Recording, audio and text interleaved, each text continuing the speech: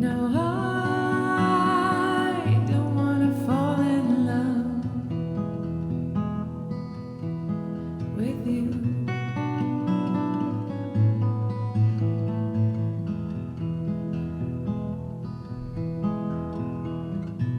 What a wicked game you play to make me feel this way. What a wicked thing to do, to let me dream of you. What a wicked thing to say, you never felt this way. What a wicked thing to do, to make me dream of you. And I don't want to fall in love. No, I don't want to fall in love with you.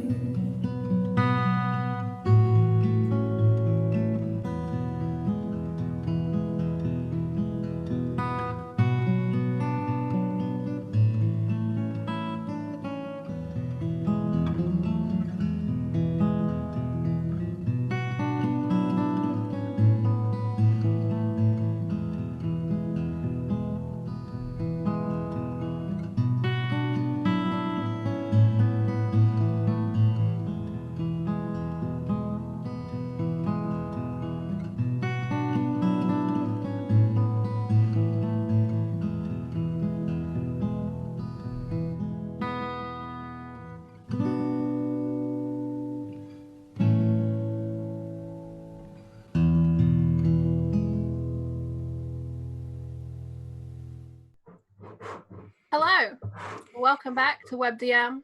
Welcome back to The Lost Girls and welcome back to New Amsterdam. Hope you're all having a wonderful weekend. I'm so happy to have you all join us here today, this fine Sunday. I'm so hyped right now. I'm like, but yes. Quickly, let's shout out the wonderful WebDM sponsor that is Tabletop Loot. If you use that code WebDM15, you can get your 15% off dice, including the wonderful ones being demonstrated right now by Emma. You can get the D20s, you can get the full sets, the whole mix things, lots of color options. Check them out. Which I think before I introduce the cast today, I'm going to go over a tiny bit of admin. Tiny bit of whoopsie daisies from the DM from last week. So last week I made up the rules completely, and I'm going to call those prologue rules, and we're going to stand by the results. It ended up being completely balanced for what we're doing, but we are going back to the actual rules that we're running by which the three Cypher pools have been condensed down into 2 pools. Is it 4 pools? No, it's 3. Anyway, 2 pools. Blood and Humanity. Blood is your speed plus your might plus half of your intellect. Humanity is the remaining half of your intellect. I will be setting the difficulty of rolls using levels 1 through to 10. If you could do something without trying, that's a level 0. We don't need to roll. The rolls are made using D20. That's it for the system. It's very simple. If you want to improve your chances, say I've set something at level 5, you can spend 2 of your blood points to decrease the difficulty level by 1. And this stacks up. So if you spend 6 blood points, you decrease the difficulty level by 3. 5 turns into a 2. And then all you need to roll in your dice would be a 6 or above. Because you take that difficulty level and you times it by 3, and that's what you got to roll or above. Nice and simple. When these gals get all the way down in their blood, they become debilitated. They become weak vampires. And at this point, they could be staked and permadeaded. Haha.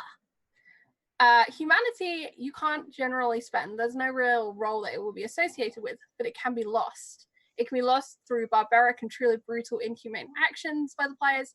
It could be lost through the discovery of their secret identities as vampires. I'm very interested to see how this goes, because if they lose all of their humanity, they become feral. Although I think some of them are close to that already. So why don't we start today by introducing the wonderful cast and crew.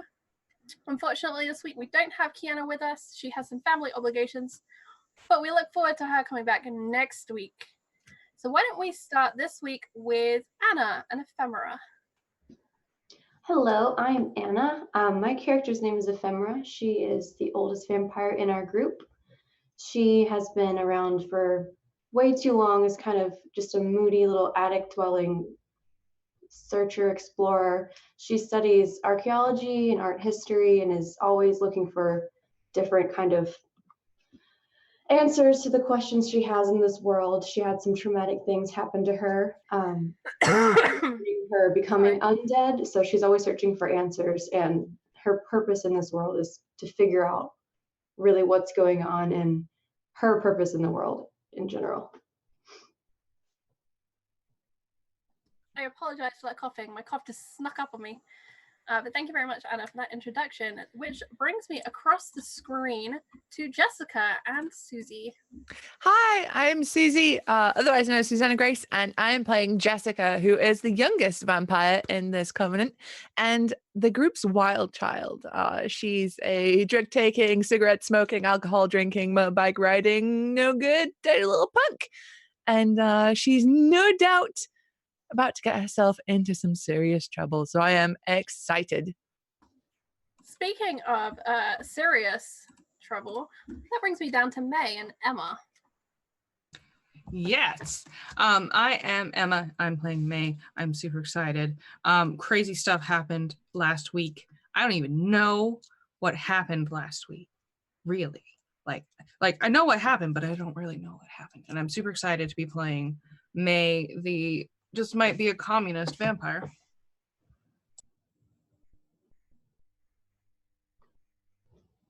Just might be a communist? Sorry, It's it took me a minute to process that I mean, you can't rule it out at this point. She may Maybe. be a communist. Maybe.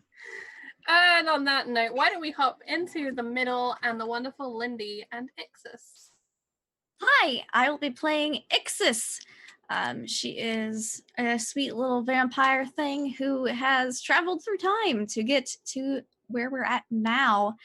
She's from the future. She's got a lot to learn about what humanity is, but she's so excited to learn all about it and experience that life and learn and, definitely not eat people because that's really barbaric and sounds very just uncouth and uncivilized. So I'll find some Capri Sun blood packets, I'm sure. I love those Capri Sun packets. And finally, that leads us to our guest today, the wonderful Rachel Tolinia, who's done all of the art that you can see on screen, all the character art. Thank you so much, Rachel. Would you like to introduce Darcy a little bit to us? So yeah, hi everyone. I'm so excited to have been invited along for this episode. The hype is crazy. So yes, I'm going to be playing Darcy today. She's been around a little while. She's from the 1920s, kind of the silent film and jazz era, and she knows how to have a good time. And she has been a bad influence on Jessica in the past. And there aren't really any boundaries when it comes to Darcy, so I can't wait to cause some chaos and upset today. And so the idea of a bad influence brings me, of course, to how chat can interact with our wonderful game today. There are a couple of ways. I will be putting a question in chat at some point during the game. I will flag it audibly as well. And that's when you can make viewer suggestions and you can add an input into our world. And I will pick one of the suggestions that I think best fits what's going on. I don't know what the question is ahead of time today, so just keep an eye out for that happening. Make sure that you retweet and like our wonderful going live tweets so as many people as possible know about New Amsterdam and the Lost Girls, because we like a good party here on a Sunday. The other ways, we have two kind of donation options which really do support the show. The first one is for $3 or 300 bits, you can send the characters a reroll. This is super significant in Cypher, as getting the chance to completely reroll your roll is a chance to get 20. It's a chance to completely turn your fate around. The other way is for $10 or 1,000 bits, you can donate a distraction or a gift. These can come in the form with a gift, could be like, it's similar to a Cypher, so it gives the character a small boon. It could be a literal gift. I could give Susie a brand new motorbike for Jessica. She needs one. Hers is falling apart. The gaffer tape is not doing its job. The twisty movie bit fell off. Twisty movie bit. Thanks for remembering that. And then for the distraction, this is similar to a GM intrusion. I will make a situation worse. I will add something to the situation. Last week we had make it spoopy, I think was my direction. And May found herself being stalked by shadows. And I think this is a good point to start our summary quickly of last week. So last time on the Lost Girls, we began at the house, Mrs. Bartholomew's house for Lost Girls, established 1860s. A house in which lives a coven of vampires.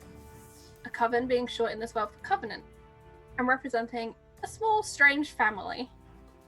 In our family, we have May, who was busy doing the housekeeping, Jessica, who was busy listening to music. We had Al down in the basement working on some strange electronic equipment. And up in the very top of the house in the attic, Ephemera, reading her books, studying. Ephemera fell under the effects of a migraine, some strangeness, a pulling, a heartbeat that called to her. She'd heard this before. While May, downstairs, was having a strange phone call from a woman whose accent fluctuated questionably between French and German, and was clearly attempting to mask their identity, telling her to go to the place to collect the package, asking for her by name. May, completely thrown, went to ask the rest of the house what she should do, and the rest of the house were duly unhelpful. And May settled on having to follow up on the mystery all by herself. Jessica set out to work, to go down to the fair, the Boardwalk, down across the city, while Ephemera dragged Al into her large Jeep, souped-up vehicle, blacked-out windows, to drive down to the museum, because in the museum was the egg. Shout out for the egg. A strange object that had been excavated from an area in the city which is under redevelopment. An egg that seemed like it had been made yesterday, and yet where they had excavated had not been previously dug into for hundreds of years. The egg was a mystery, and it continued to cool. It continued to harass Ephemera. Al, using her weird science, drew out a scanner of sorts and began to take readings. The egg was alive. The egg was dead, much like Ephemera. Placing hands upon the egg, it began to draw blood, as if the egg itself were a vampire. Meanwhile, May was chased across the park in the center of the city as she headed towards her safe place, her meeting place, her questionable BDSM torture place. And she found herself hiding in an Italian restaurant, in the bathrooms of which, attempting to flee from the mysterious ghostly forms that had chased her. In the first stall, she found a cocaine girl. Not very much of a threat to a vampire like May. But behind her, as the lights went out, a storm circling the city, the Shadow Men gathered, and the Shadow Men took her. Fighting back, she called out an intense and dominating command. So intense and dominating that it echoed around Jessica's brain. Jessica was sired by May. Jessica doesn't know her limits.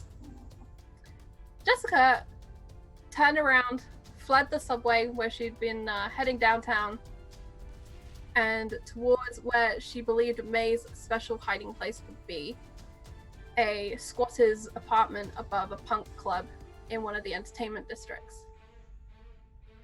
There, she found very little. Things were quiet. No May. No anyone else. An unhelpful doorman who insisted he only watched one door, and that was the front door. But up in the apartment, she did find a file, and within the file, she found negatives for photos in a small container, and they were labeled Al. May eventually escaped the Shadow Men, but not before they had taken her to some strange office and demanded that she input a password. A password that she deciphered to be her boss's password, a combination of his lockers and safe codes. then she'd been released. And she, heading to her safe house, did find Jessica. And between them, they decided they must shake their tail. They were surely being followed. The egg did eventually open, having sucked enough blood from Ephemera and Owl. Nearly too much blood, nearly a worrying amount of blood. And inside, haloed by glowing red lights, and within a smoke sheen of dry ice, the pristine, white-dressed, blonde form of Exes emerged. A curious and strange creature who was very hungry and very perplexed when the vampires she was with didn't have her Capri Sun blood packets, nor the blood pills that she was familiar with. Ephemera and Al escorted her through the city towards Chinatown, where Al had a contact, a witch called Sunny, who might be able to help. Exes, however, was in a world of color and light for the first time. So bright, so loud, so full of people, so full of fun. And distracted, she followed a trail of red petals along a street and away from her two new friends, towards a hotel in which a bride and her party stood in the foyer. And that was where we'd ended. Susie and Emma. Mm-hmm. You have made your way the 6-ish blocks that May had suggested, and you find yourself actually nearing Chinatown. It's loud and busy here, the rain has given way, and you see on the side of the road the familiar large truck that belongs to Ephemera, but no sign of your friend. And it is strange to see the truck here, considering you know she was going to the museum. What would you like to do? Hey, May, did F say anything about coming to Chinatown? Because that's definitely her truck. I mean, you can tell it's her truck from, like miles away. She was going to the museum. Doesn't seem usual. Seems a bit weird. I mean, she is a bit weird, but we're all a bit weird. I'm not weird. I don't know what you're talking about. But You just kind of just stare at her like, we've just walked 6 blocks because you're convinced that somebody's watching us. it's because somebody actually is, Jessica. Uh-huh. Actually are. Yes. Yes. They watch you through the television too, May. Did you know that? That's don't be. I'm sure that happens very rarely. And it's not yet happened to me. Uh-huh. How do you know?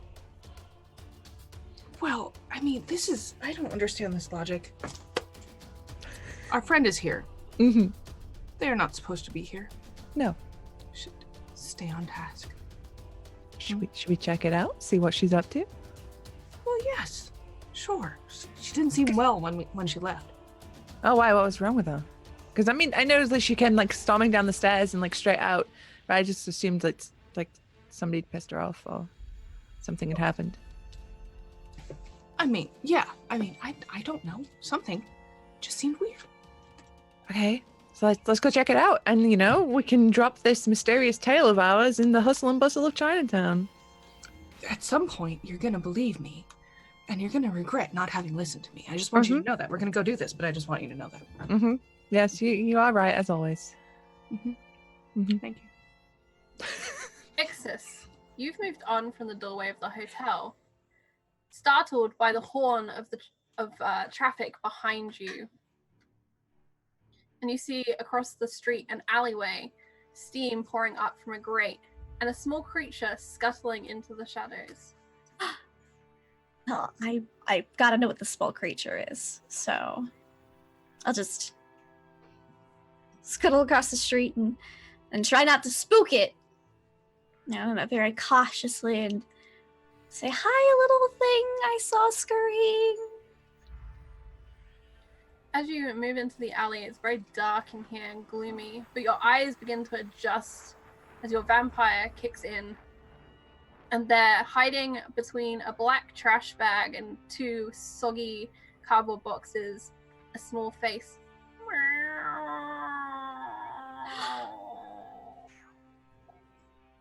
Oh my gosh, I think this is a cat. So I'm gonna I don't know how to deal with a cat, but it looks cute. And so I'm going to try and pick it up because it looks small and adorable. Okay. I'm gonna say this being an alley cat, we're gonna call this a I saw a picture of someone holding one in a magazine, so they like being held. And you're quick. We're gonna call this a difficulty 3. Okay. So gotta roll a 9. That's a 9 or above. Oh, well, I rolled a 10. So 10. So you snatch and you bring it close to your body. It squirms, but you keep a grip on it. It smells dirty. There's a strong petrichor to it too from the rain. And it's definitely soggy. And it leaves across your pristine white dress dark smudges from its paws and dirty fur. We are going to have to get you all cleaned up. I have a cat now. And I'm going to hug it. The cat has a heartbeat that you feel beneath your fingers, deep beneath the fluffy, soggy fur. This is so strange. And you are very hungry. Well, I don't know how I would eat this thing. And I'm so hungry, and this heartbeat thing is so weird, as I've never really heard this much before. So I'm just gonna get real nervous and power walk out of the alley looking for somebody I recognized with this cat. Ephemera, you lost Exes. Al has gone on to the thrift store pawn shop of Sunny to go and talk and share some details and make a couple of deals that she needed to take care of. You are on the hunt in a large city known as Deadfield for a vampire from the future. What are you doing? I'm definitely panicking at this point. I just found something incredible, but something I feel is dangerous, even though she seems a little innocent. So I'm panicking as to what I'm going to do. I just found her and I just lost her. Like, she just disappeared. So I'm going to be searching for her in any possible way. I don't know if I have any abilities that are going to help me, like, find her by her scent or anything like that, but I'm going to be looking everywhere I can. Why don't you make a roll? This will be a blood roll. By which I mean you're welcome to spend your blood points to enhance your, to decrease the difficulty level. And we're going to say that you're going to use, as you suggested, your sense of smell. Okay. You got a good whiff of what was in that egg, that sterile smell. That it was an alien smell of ozone and cleanliness and future. That was if they bottled it, it was just going to be bottle of future. That's what it was. And so I'm going to call this difficulty level. Let's see. You're in a city. It's busy. It's just rained. I'm going to say difficulty 4 to sniff out Exes with your heightened vampire. 18. 18. Nice. So you're relatively old. You're relatively skilled. And you inhale and you take your time. You're meticulous. Your work has made you such. And there it is, just on the edge. You wonder if this is how dogs see the world. Through smell instead of color and sight. And begin to pick your way, slowly tracing it back from the car, following Exes' trail, until you see her across the street, ducking out of an alley, looking suspicious and holding something against her body. And thank you very much for that gift for Darcy. I will hold on to that and we'll figure out what that is. Okay, so I'm going to quickly make my way towards her. Try not to get frustrated with her, even though I'm a little bit freaked out still. And ask her why she's holding a cat. I've acquired a pet. But why? Why do you need this? Well, This is what you ran off for. I've been looking everywhere for you. No, I saw these colors on the ground of flower petals, and I followed them, and there were some strange people, and they were all dressed up very fancy, and this lady in a white dress, and then there was very colorful other dresses, and then I saw this cat across the street, and I went and I picked it up, and now it is mine. As I have heard that humans often bond with animals and refer to them as pets, and so I would like to experience that. You are not a human. You do not need an animal. Do you want to eat it? Is that what you're feeling? How would you? Oh, this is so cute. Why would you eat it? I wouldn't. Okay. Don't. They taste pretty disgusting, to be honest. I've tried it before. Well, I would like to have the human experience. I am trying to learn what humanity is, as it doesn't exist in the future. And so I am acquiring a pet. Okay, we can work with this. Just don't run off again, please. I just looked everywhere. I didn't even realize I had done it till it already happened. I'm so sorry. Okay. We need to find you food, I think, number one. I'm very hungry, and then everything is like this beating, and it makes me even hungrier for some reason, and I don't know why. Yeah, I need to eat as well. You're stressing me out. Let's find something. I'm sorry to be a contributor of stress. It's okay. I'm usually like this. This is normal. Okay. If there's anything I can do to reduce your stress levels, please let me know. Just don't run off again. And no more pets at the moment. This one's very squirmy, and so I don't think I can hold more than one right now. And it smells like trash, by the way. Wait, I'm going to give it a bath.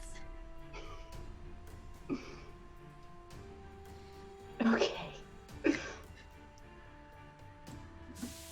May, Jess, you found the car, but currently no sign of your friends. I imagine, are having a small look around. Are you going to do anything to further pursue your friends? I think Jess would. She would climb on something to see if she could see a bit further around. So whether that is the car or like Climb on the car. a nearby gutter or something, she'd just climb on it. The car being a rather large Jeep construction is probably a good bet. Mm-hmm. Yeah, and then use like Vampo vision. All right, and with your Vampo vision, why don't we make a roll Ooh. to see what you see? Okay. Being able to see is a routine thing, so normally you wouldn't have to roll for me to describe the scene. I just want to see kind of how far and how many details you get. Gotcha. Let's go. I got a 5. 5, okay. So, Jess, you are distracted by a subway sign that blinks and reminds you were on your way to work. You were on your way to the arcade and to having a good time when you left the house. You found May. She's fine. The city is busy. There are a lot of people here. It's probably a good night down on the boardwalk. But as for Ephemera, Al, no sign of them. I just sit down on the top of the car. I'm like, well, I can't see her. Oh, then get down. How obvious is sitting on top of a car?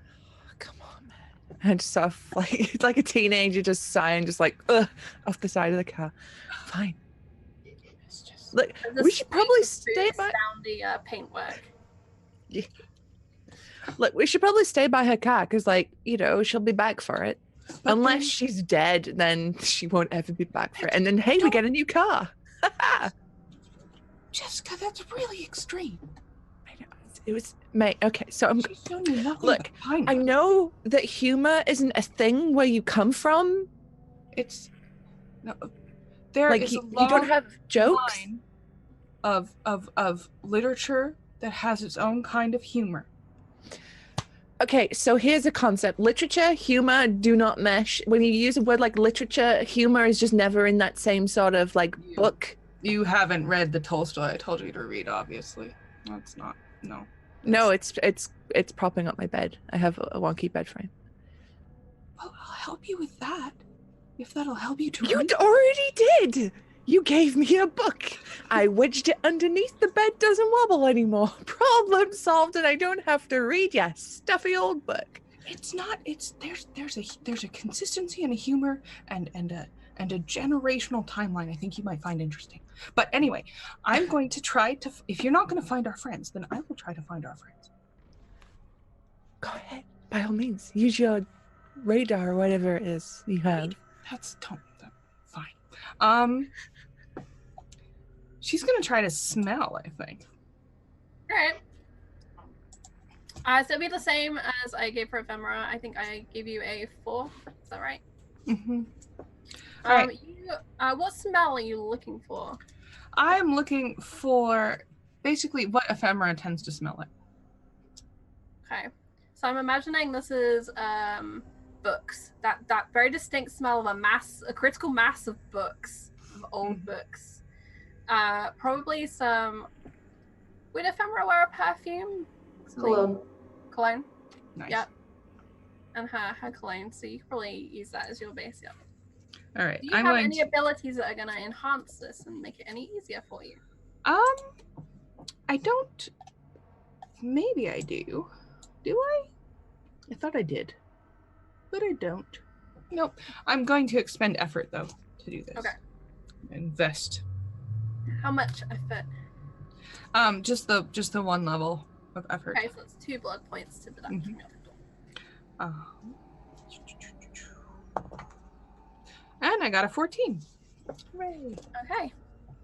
And your target number was 12, right? No, 9. 9. 9. Mm-hmm. Ludicrous level. So yeah, you sniff. You can smell her all over this car. The car basically is irradiating whatever color it is that you associate with ephemera in terms of smell. And you see kind of a trail down the street towards, or rather deeper into this quarter known as Chinatown. And then you see another trail kind of ghostly across the street, going down an alleyway, circling back, coming down. You can tell kind of the age of the trail based on how strong a scent you're getting from it. And so you believe you could easily follow this trail at the moment to find ephemera. All right. May will grab Jessica's hand. Mm-hmm. Yeah. This way. Okay. Is this necessary? Some dude across the street wolf whistles, seeing you two walking along hand in hand. I'm gonna eat him. Yeah, May flips him off. And let's go of your hand. Okay.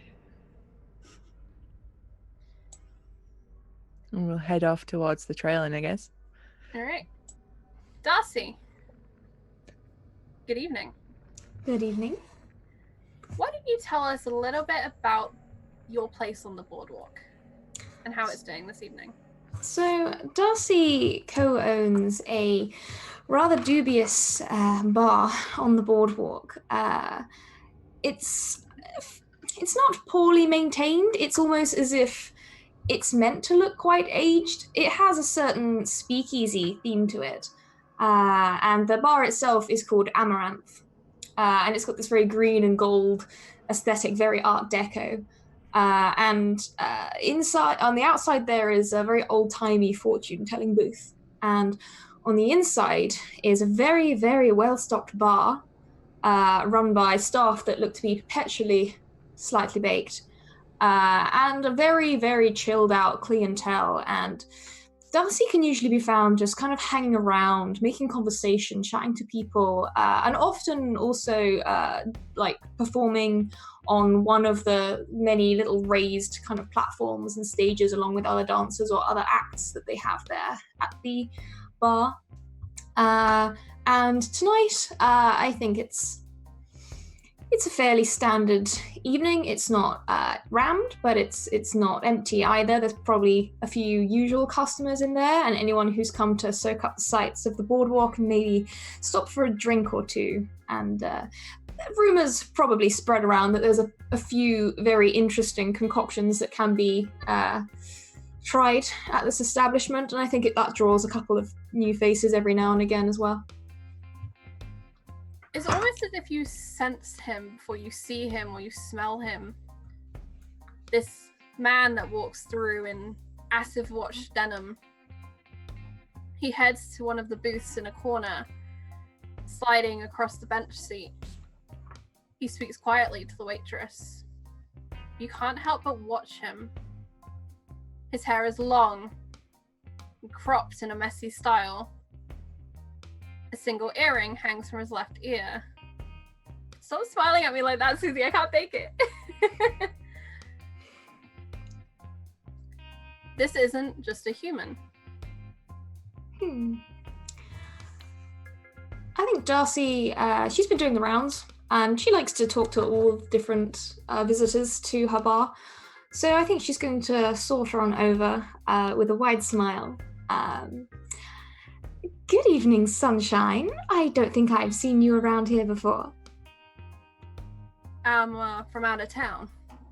He yes? kind of pushes his beer mat kind of around, soaking up this small water ring that had been left by a previous customer.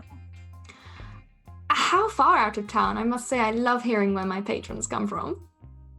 Oh, mountains. Far out of town. Mountains? That's quite something. You live, I assume you're not the city type, yes? Well, no, I try and avoid cities best I can, to be honest. And in that case, I'm curious. For why do you find yourself here this evening, then? I got a friend and some, I got a friend. He kind of sits back. Slight man-spreading happens beneath the table as he gets comfortable. Ah, yes. We all have friends in the city, don't we? A nice network of contacts, perhaps. Do you have a lot of friends around here? You know a lot of folks? Are you looking for friends? I'm always looking for friends. I heard that about city folk. Friendly. Can I get your drink? Oh, what's on tap here? Oh, we've got a few. It depends. What's your poison? Just a regular beer would be great. Sure thing. Cold. We can do that. We can do cold. I'll be right back. And I will go and relay that to the staff. But my eyes just keep wandering back to this individual. Very, very curious. He sits there, and for the most part, he watches his hands, but occasionally you see his eyes flick to you and around the establishment, occasionally to the girls that you've hired to work here. I guess I kind of see this and watch him even closer before I kind of make my way back with the drink. And I just take the seat opposite him. So, you meeting them here, or is this just a quick watering hole for you? Oh, yeah, join me. I just heard the Boardwalk was a nice night. It is, yes. It's one of the best spots in the city, I have to admit, if I don't say so myself. And, you've been in town long? You just got here?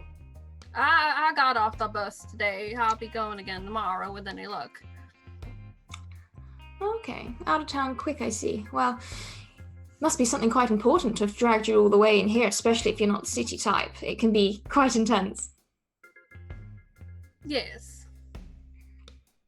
Well, if you need anything else, do let me know. We've got plenty of drinks, and tell you what, because I just love to see new faces in here, I'll give you one on the house as well. Oh, well, that's a mighty kind of you. Y'all got a jukebox something in here? Oh yes, any requests? I can see what we can do. Do you have any credence? Oh, I'm sure we do. Don't bear with me for a moment. And I'm going to go off and just try and kind of create the perfect atmosphere for this character. Is there anything you would like to do to analyze this person to get a better read on what they would like? Yeah, I think as I'm talking to them and as I'm keeping an eye on them, I want to also be trying to work out, is there anything off about them? Anything that seems a little strange? Okay, so if this was regular Cypher, it would be an intellect roll, but because we're just using your blood pool, so you're gonna roll with blood. Mhm. I'm gonna say an intellect, a blood roll of difficulty level 3 to get a good read on this stranger. Right, and you've got to beat that times by 3. Yes, so that would be a 9 or above. Okay. That would be a 3. You have no idea who this man is, what he is. You just know he's not a person. And on that note, we'll drift across the city as our group of the coven reconvenes just outside an alley. Jess, May, there's a stranger with ephemera and no sign of Al. So you ditched one for another? Who's this? It's hard to explain. Hello, my name is Exes. It's a pleasure to meet you. Live long and prosper, man. You're So, yeah. Jess is just kind of like squinting at her, like walking up close, just walking around her. I'm still holding the cat. May, you might have been right. Maybe. Exes, nice to meet you. Shake your hand. I'm May. How long have you known Ephemera? Oh, not very long. We only met this evening. Really? Oh, okay. Well, I'm sorry. I don't mean to intrude. But we saw your truck, and we were a little surprised that you were out. Is everything all right? We've had quite a strange evening. I just wanted to make sure everything is okay. Honestly, I could really use your help in this situation. This evening has been very weird. I don't know if I told you that we found an artifact buried deep underground. We've been working for a long time to figure out what it is, but this is it. This is what came out of it, and now I have to figure out what to do with her. An artifact? It was a giant white sculpture. We thought it was just some sort of art piece from a long time ago, but I took Al to my workshop, and we touched it, and it sucked our blood a little bit, and then it opened, and then there's this, and she's odd. Hello. Holy shit, we've got our own Kal-El. This is awesome. What planet are you from? What is a Kal-El? You don't know who Kal-El is? No. Action Comics? Superman, Clark Kent, Kansas. Big movies, popular Huge. lately. Mhm. Guys, she's from the future. What? F. Let's come on. go. Come on. Can we talk about this somewhere that's like outside of like the public sphere, please? You can take my Jeep. That's okay with me. Have you? I'm just gonna take Ephemera aside for a second and like walk you a half block down the street. And I'll be talking with Jessica like, what is a Superman? And Jess is just like bleh about comics, about Superman, about the movies. So he's a superhuman. So strong. He's And no one can tell who he is because he wears glasses. And... So glasses are disguises. Yes. Okay. Perfect. I may have to acquire some of these glasses. Oh, you should. Yes. So, Ephemera, do you believe this person? Have you checked them for microphones? I haven't done a lot of checking. I'll be honest, I'm a little stressed out right now. I'm a little bit confused. I'm usually more collected than this, I feel like, but my head has been pounding all day. I need blood. She needs blood. She's driving me crazy, to be honest. She's been running around. I lost her, found her. She was holding a cat. She wants to put it in water for some reason. Wait, what does she want to do with the cat? She wants to give it a bath. I don't understand how you would not understand that a cat does not like water. I don't know what is her deal. Like, she's crazy. Something is not right here. Let's, May takes out a menthol cigarette and she thinks, and she says, if you need to eat, I have a line on that. Let's check. I'm gonna tell you, I've had a weird evening too. I'm not sure what happened. Have you ever I'll tell you in the car, but think about shadows, sentient shadows. Sentient shadows. I need blood before I can think about anything. I am losing my mind right now. I am not even aware of my surroundings. Okay, let's get in the car. I'll drive. I found a real motherfucker we can take care of. Let's go. Okay. Perfect. Unless anybody else has some suggestions. Jessica, you got anybody? I usually just like to just find someone on the fly. I don't premeditate, which I know will probably upset you a bit, May. But I was thinking actually of going down to the Boardwalk to catch up with my friend Dee and see if she's hungry, because I am hungry. I am very hungry. Do you want to come with me? I can take you to the Boardwalk. You can go see the fair. Let's all go. Let's just go to the boardwalk. Okay. Can I leave my cat in your van so that it doesn't escape? No cat. Well, then I suppose I'm just taking it with me. We can find you another cat if that's what you need, but not this one. It smells like garbage water. No, I like it. It's stinky. We should. I was planning on giving it a bath, as it is very unsterile. Oh, if you do, can I please come and watch? I do not know why you would wish to, but I do not see why not. Thank you. Wherever you found this person, thank you. Thank you so much for this gift you've given me. I don't think you realize what you've done.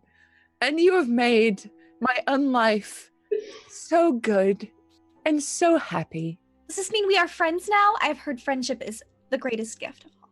Exes, we can be the best friends in the entire world. Okay. I was not expecting to make friends so quickly, but I'm very excited by this prospect. Nobody ever makes a good decision when they're hungry. Let's go eat. Okay. All right. So, are you taking Ephemera's car down to the boardwalk? Mm-hmm. Right. You load into the car. I assume the cat probably wriggles out at some point when getting into the car, and I'll have to acquire a new one later. They're everywhere. But I'm very You know sad. what? Why don't we make a roll for the cat to escape? I'm gonna say the difficulty of escaping Exes is probably about a 4. She's pretty attached. So Lindy, why don't you make this roll? And so that's a 12 to beat. 12 and above, and the cat's gonna escape. This will be the cat dice. You're keeping it. I rolled a 14. Keeping it. The cat. No, 12 and below you kept the cat. 12 and above, the cat escapes. Oh, then it escapes. Bye, kitty. So I was about to say you're gonna have to roll to get it in my car too. What we'll say happens is that you come to a traffic light, having convinced Ephemera somehow to let this cat in your car, and the window is rolled down so that you can peer out wide eyes at the sights, the city that's both familiar and strange to you. And the cat takes this minute to just pop out that little gap and scoot away into the night. And despite your protests, May and Ephemera move the car onwards and down towards the boardwalk. The boardwalk here is known as the thoroughfare, but more commonly as the fair. It has a giant Ferris wheel at one end, which is well illuminated and surrounded by smaller fairground games. The boardwalk itself is a line of various entertainment establishments, including Darcy's and the arcade owned by Jessica, which was called the Crypt. Is that right? Yep, the Crypt. The Crypt. Thank you. You find yourself here, and the air is full of the smell of a baked good, sweet churros filled with key lime filling. The very food the thoroughfare is famed for. Thank you, chat, and thank you for I forgot that was the thing. my question today for chat is going to be what is new on the boardwalk. So put your suggestions for something new that is on the boardwalk tonight, and I will keep an eye on chat. And I will hand it over to the cast as they have arrived. They've parked up the car. Jess has access to an employee's car park out the back, so that wasn't too difficult for you. The boardwalk itself is kind of driftwood, planks, lots of sand being dragged up from the beach. The sea tonight is actually relatively quiet after the storm that had blown through. The place is damp, but busy.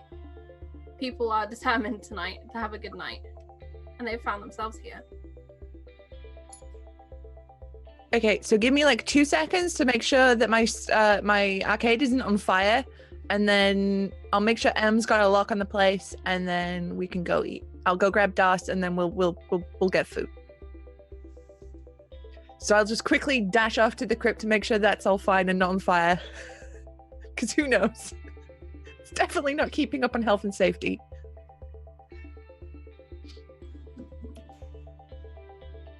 Okay, Exes. Have you seen the Ferris wheel before? Is this in the city in 2383? I don't think it is. I think they'd have more of like the sky tower kind of thing. So not the vertical Ferris wheel. Yeah, so she's just like hardly blinking, just looking at everything and just smelling everything, and because these churros smell amazing, and she's just They do, but what smells even better to you are all of these people with all of their beating hearts. why does everyone smell so good? Everything smells amazing here. I'm really hungry, guys. Can we get food very soon? That's all I can think about. My head is like pounding.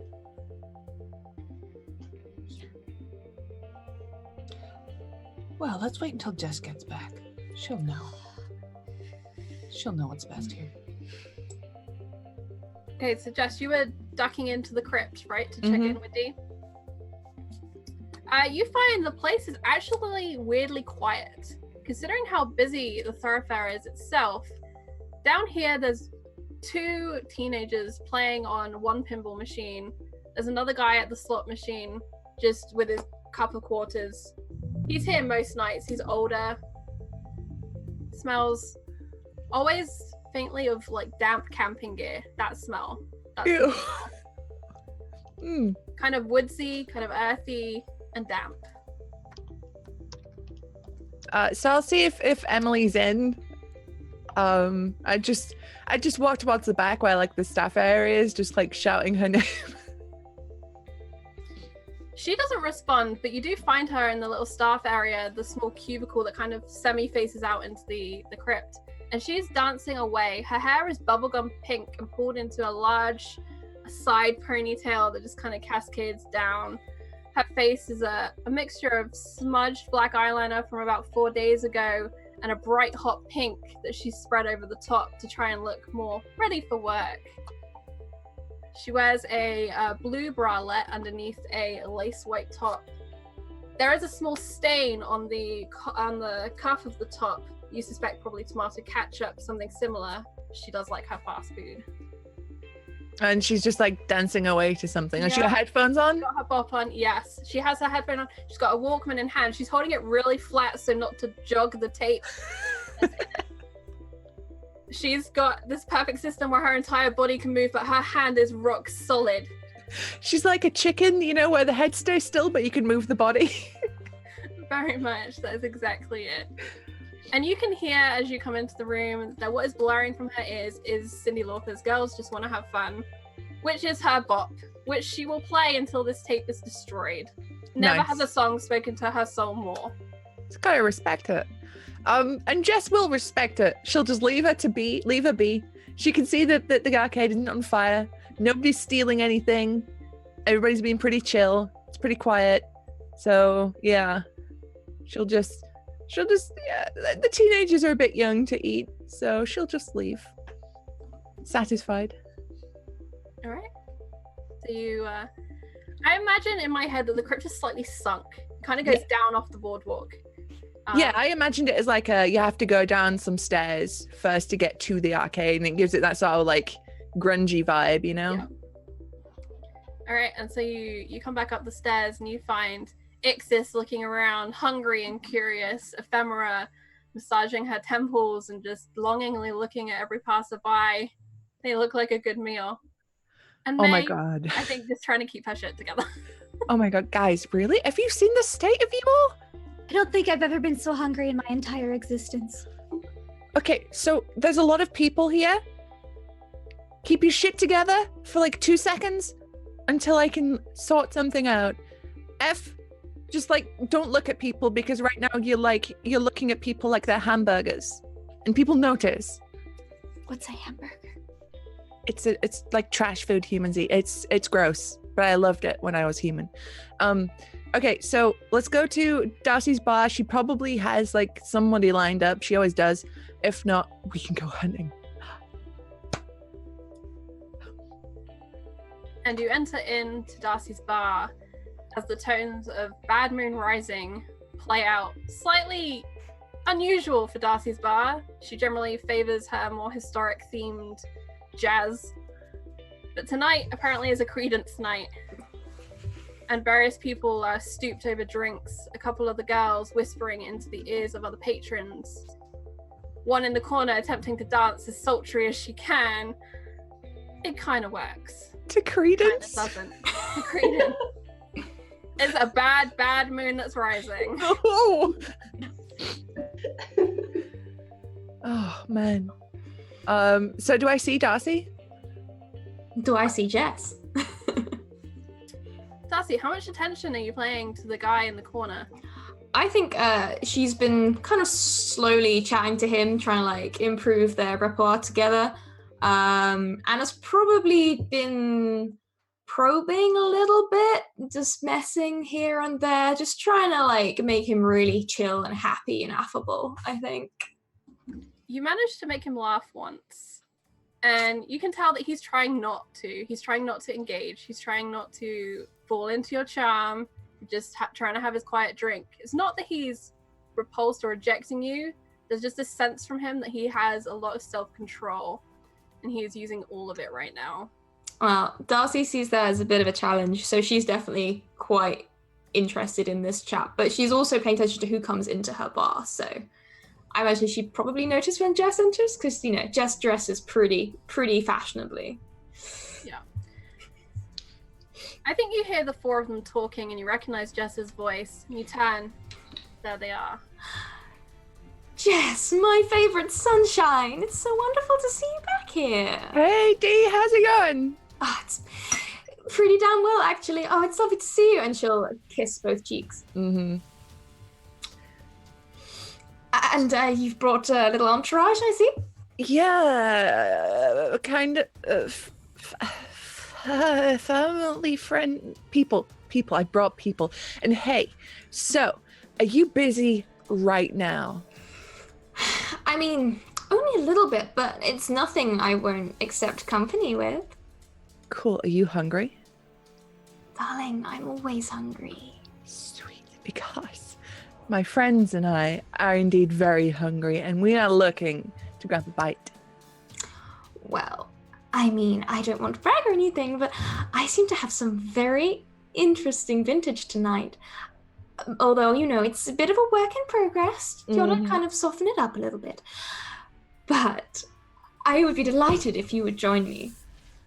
We haven't fed together for a very long time. It's been a while, yeah. Also, I've had to, keep on the DL a little bit since last time. Yeah. That's a real shame. I just don't see you quite as much as I did, and it's sad. But also, I apologize for the music. It's a little bit uncharacteristic. Doesn't quite suit my ambience, but, you know, I'm really trying to bring this chap around. And I'll kind of motion to this fellow. I don't know if you can tell. I expect you probably can, but he's something a little different. Can I tell anything about this guy from, like, eyeballing him? Why don't we make some sort of check? I'm going to call this the Jess. I'm going to say this is going to be a 5 difficulty for you to figure anything out. Okay, could I spend some blood to You reduce sure that? can. So it's 2 blood points to reduce it by 1 level. It would be 4 for 2, and so on and so forth. So, yeah, screw it. Let's spend 4. Yeah. All right, So so you reduce it by this down 2. to level 3 difficulty, which means you need to roll a 9 or above. Let's go. Oh, it's a 16. Ooh, Jess is feeling a smart tonight. As possibly all the talk of comic books with Exes on your way, you began contemplating the vampire comic books that were popular, and the various mutants, superheroes, and supernaturals. And there's something about the guy's eyes that reminds you of a book that you've read, the title of which was Blood Moon. And in it was a story about people who lived in the woods. And at the turn of the moon, they would transform. And this is what that reminds you of. I will just immediately grab Darcy, drag her outside to like where it's quiet. Darcy, dude, this guy turns into a wolf. I'm pretty sure he's like a wolf man. Well, that's got to have a certain unique oaky flavor, hasn't it? I mean, it might have to get past the fur a bit. That might stick to your tongue a bit. Well, but as long as there's no transformations going on, that shouldn't be too much of a problem. I mean, he's already been drinking quite a lot. I don't know if they've got some accelerated alcohol capacity, but you know. So we can get our buzz on at the same time. Oh, and I'll just like grab Darcy and give her a big hug. Oh, you're the best. I know. Thank you. Okay, we should go in there and like schmooze him though, so we can eat him because I am so hungry right now. Yeah, we'll use the room out the back. You know the one. Yeah. Okay, so before we go back in, just a heads up, the folks I'm with, super squares. Like, can you introduce me? May is so tightly wound that like at any second she's just gonna snap, and I'm pretty sure she'll just kill everybody. Like she's like that. That's why we use the room at the back. Yeah, but like, so they might be a bit iffy about just grabbing this guy, so we need to like, get them around. Although F looks so hungry that she probably would just like eat a child or something. She's at that point. I'm not sure about the other one. She's new. I see. Well, I've got a couple more rooms upstairs if anyone wants to, invite someone with them. Like, I definitely prefer no bodies tonight, please. Especially if, we already might have one to deal with. True. Yeah, so I like to keep the body count to 1 per evening if possible. Okay. I mean, I'm not usually one to kind of instate any kind of rules. However, last time we got carried away, it was a little different to do the cleanup, and just in the interest of subtlety, perhaps. Yeah. Okay. Yeah. No, it's fair. That's fair. Yeah. Yes. You introduce me. Go ahead. I'd love to meet them properly. Okay. Everybody, this is Darcy. She's really cool. She's one of us. This is May. She's like everybody's mum. Definitely needs some sort of relaxing. This is Ephemera. She's a big old nerd, likes old stuff. And this is Exes. She's new. So she's from the future. Hello, it's a pleasure to meet you. I love your dress. I must say, you've got something wonderful going on there. Oh, thank you. I made it myself. Really? Wow. I've never met someone with kind of that sort of skill, but then I suppose the more time you have time to learn more skills, I suppose. Yes. Anyway, welcome to my establishment. If you are, I understand, thirsty, I have rooms upstairs. I ask you to respect my patrons and my bar. But aside from that, please just come and have a good time and don't mind the music. It's not quite what I usually go for. I find it very interesting. Oh, excellent. Thank you. Yes, on the subject of the music, Exes, you've never heard songs like this before. And now that you're in the bar and it's a really concentrated sound, it's entirely new and wonderful to you. More melodic than anything you've ever heard. This is incredibly amazing. Oh, thank you. The jukebox loads up another record, staying on credence because Darcy knows how to do her job. And this time it's their cover of I Put a Spell on You. Because Darcy is not subtle. That's a brick. Anyway, do come inside. Come on, you'll catch your death of cold out here. You will? Well, you never know until you try. I don't intend to try. Oh, well, where's the fun in that? Do come in. And I think you'll find that that my establishment caters for every taste, so simply find something you like. At the bar right now, there are 3 women drinking green drinks. As they finish their firsts, the second are prepared. Small spoons and silver laid out across the top, and the sugar, dripping with absinthe, catches fire for dramatic flair more than anything. There's an ooh and an ah. And then a clap because one of them gets carried away in their excitement. I definitely encourage this with just as I walk behind them. Yes. The drinks smell strongly of aniseed and alcohol. Around you, there are others who are drinking beers and other wine options. There's definitely a lot of choice in here tonight if you were shopping for a meal. Ephemera. Who are you hunting in the bar tonight? I'm hunting for someone who's been drinking bourbon for at least an hour or 2. And make a roll on a d20 for me. 13. Okay. With a 13, you find at the end of the bar a man hunched over a tumbler filled with the honey gold color of bourbon. He's nursing it, but you can tell he's been here a while and this is not his first. He's forgotten the ice cubes. If they had been in here, they dissolved long ago. He reads, Professor, fucked up big time, drinking it away. That's my type.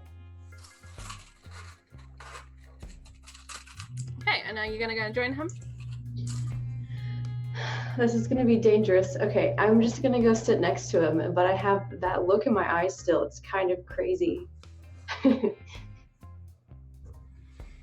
Oh, I'm not interested in company, thank you.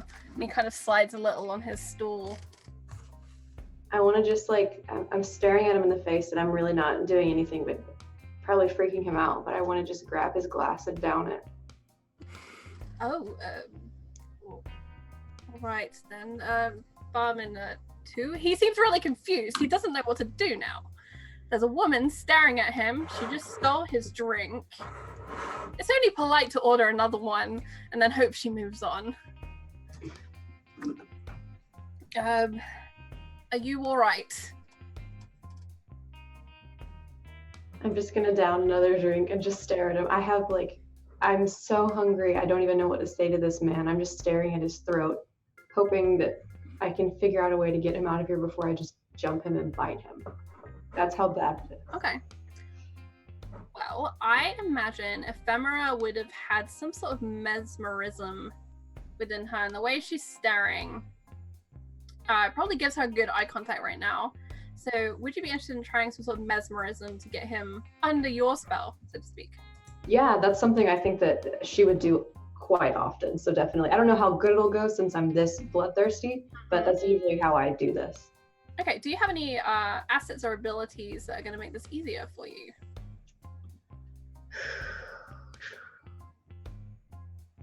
Let's see. I'm good in perception and maybe. No, I don't know if that would help me. Okay, what is it? Let's see. No? Okay, that's fine. So we will say this is going to be a difficulty 4 because you are very hungry and this is going to take a lot of concentration. Most of my skills deal with finding things and knowing things and memorizing things, so I don't know how that would help me. Okay, that's fine. 14. 14. So on a 14, that is a success. He begins to sway slightly on his stool as he feels himself unable to draw himself away from your eyes. It's not that they're beautiful. He's just lost, and they're there, and they see him. I'm probably overdoing it a little bit too because of my bloodthirst. So whatever I would normally do to mesmerize, I'm probably just like going at 100%. Okay.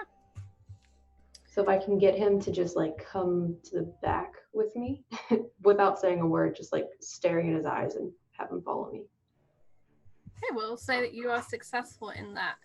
I imagine because you are so hungry, you would probably make some sort of physical contact, maybe take his hand, something similar. I probably have him by like at least the wrist or something. It's probably not as intimate as that, and I'm just like kind of dragging him. Okay. Kind of rushing it along, but. And you hurry him into the back room. He is currently mesmerized. How does Ephemera approach eating?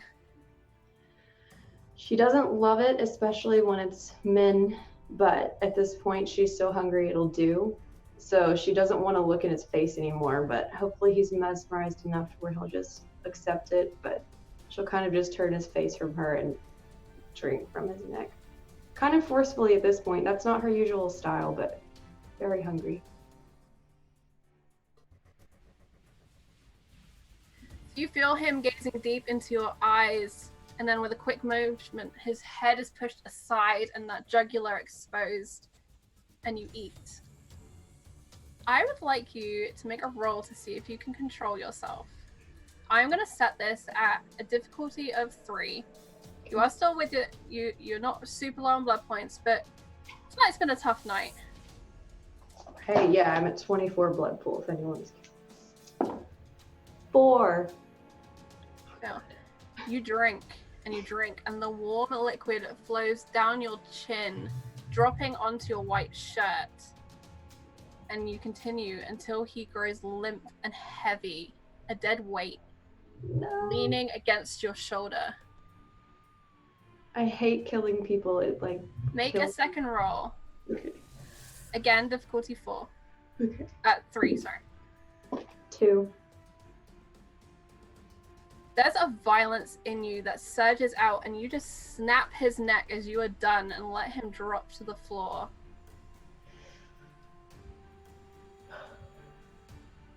Okay, I'm feeling better. My head isn't pounding as much, but I'm still a little. Roll a 1d6 and add whatever you roll into your blood pool. 2. And I'm going to say roll another d6 because you drained him. Okay. And say it's a big meal, so you get 2d6. 1. Unfortunate. Do you have any rerolls? I don't think so. Okay. Perfect. And that will bring us back to the rest of the bar. Ephemera has disappeared out the back with a middle-aged man. Emma, what is May up to?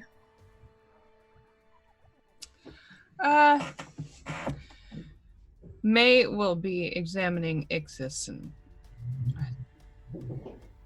you don't really know what you're doing here, do you? Well, I assume we would be ordering food. I don't know how it's served here. Ephemera said something about teacups. I'm used to it coming in like a silver pouch with a straw.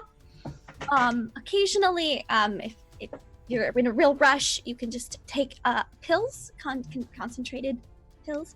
But then Jessica mentioned something about a hunt, so I'm not sure if we're going to be dining on werewolves or what really is going on.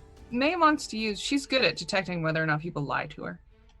And she wants to see if Exes is lying to her. Okay. Exes, what is your intellect? 14. 14. All right, so we're going to say that this is going to be... How open would you say Exes is in this moment? Oh, completely. She is so confused. She's like, I gotta figure out what's going on. So this is, help me. All right. May, I'm going to say this is a difficulty 2. Exes is pretty open. The only reason it has any difficulty is you have no basis for knowing this person's tells. Okay. So You have to roll 6 or higher. 6 or higher. I rolled a 9. Excellent. So, as May perceives you as truthful, she's going to call Jessica over. Yep. Jessica, our friend doesn't know. She thinks.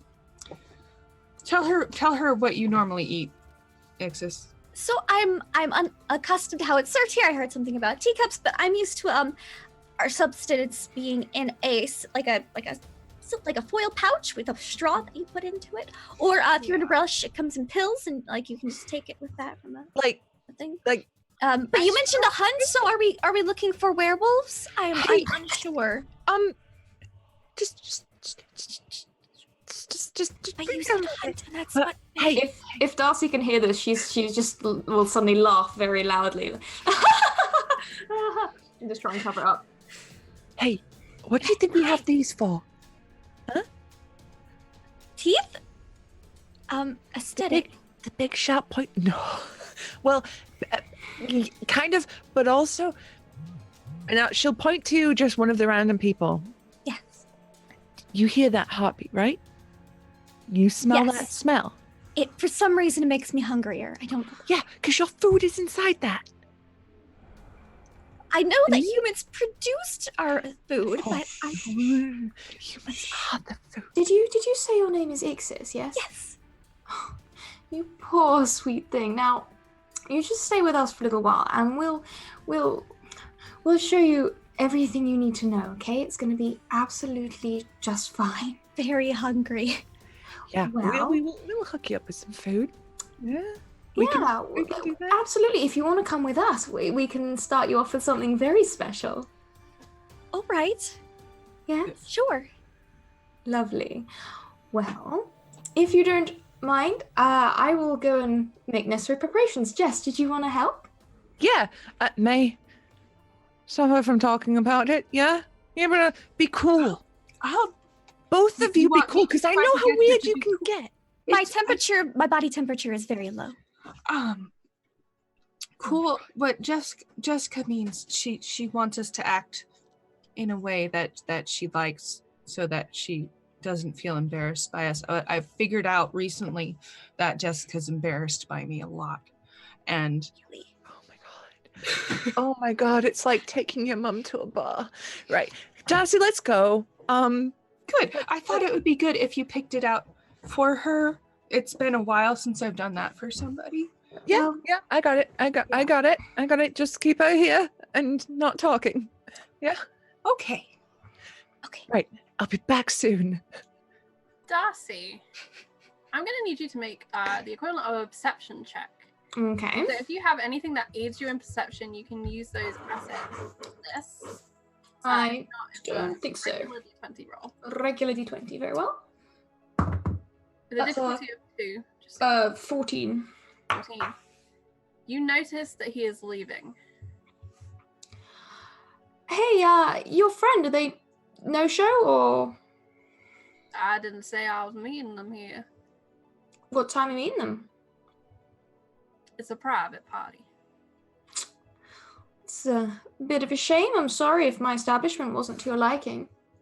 And I want to try and be making him feel very regretful for leaving. All right, let's make a manipulation roll. Okay. And this is just kind of like, oh, hang on. I have some things, because I'm the speaker. You You're the speaker in the speakeasy. I'm the speaker in the speakeasy. That's amazing. All right, so these are all very much kind of combat scenario kind of things, as far as I can see. So I guess I'm just gonna make a straight up manipulate. Okay.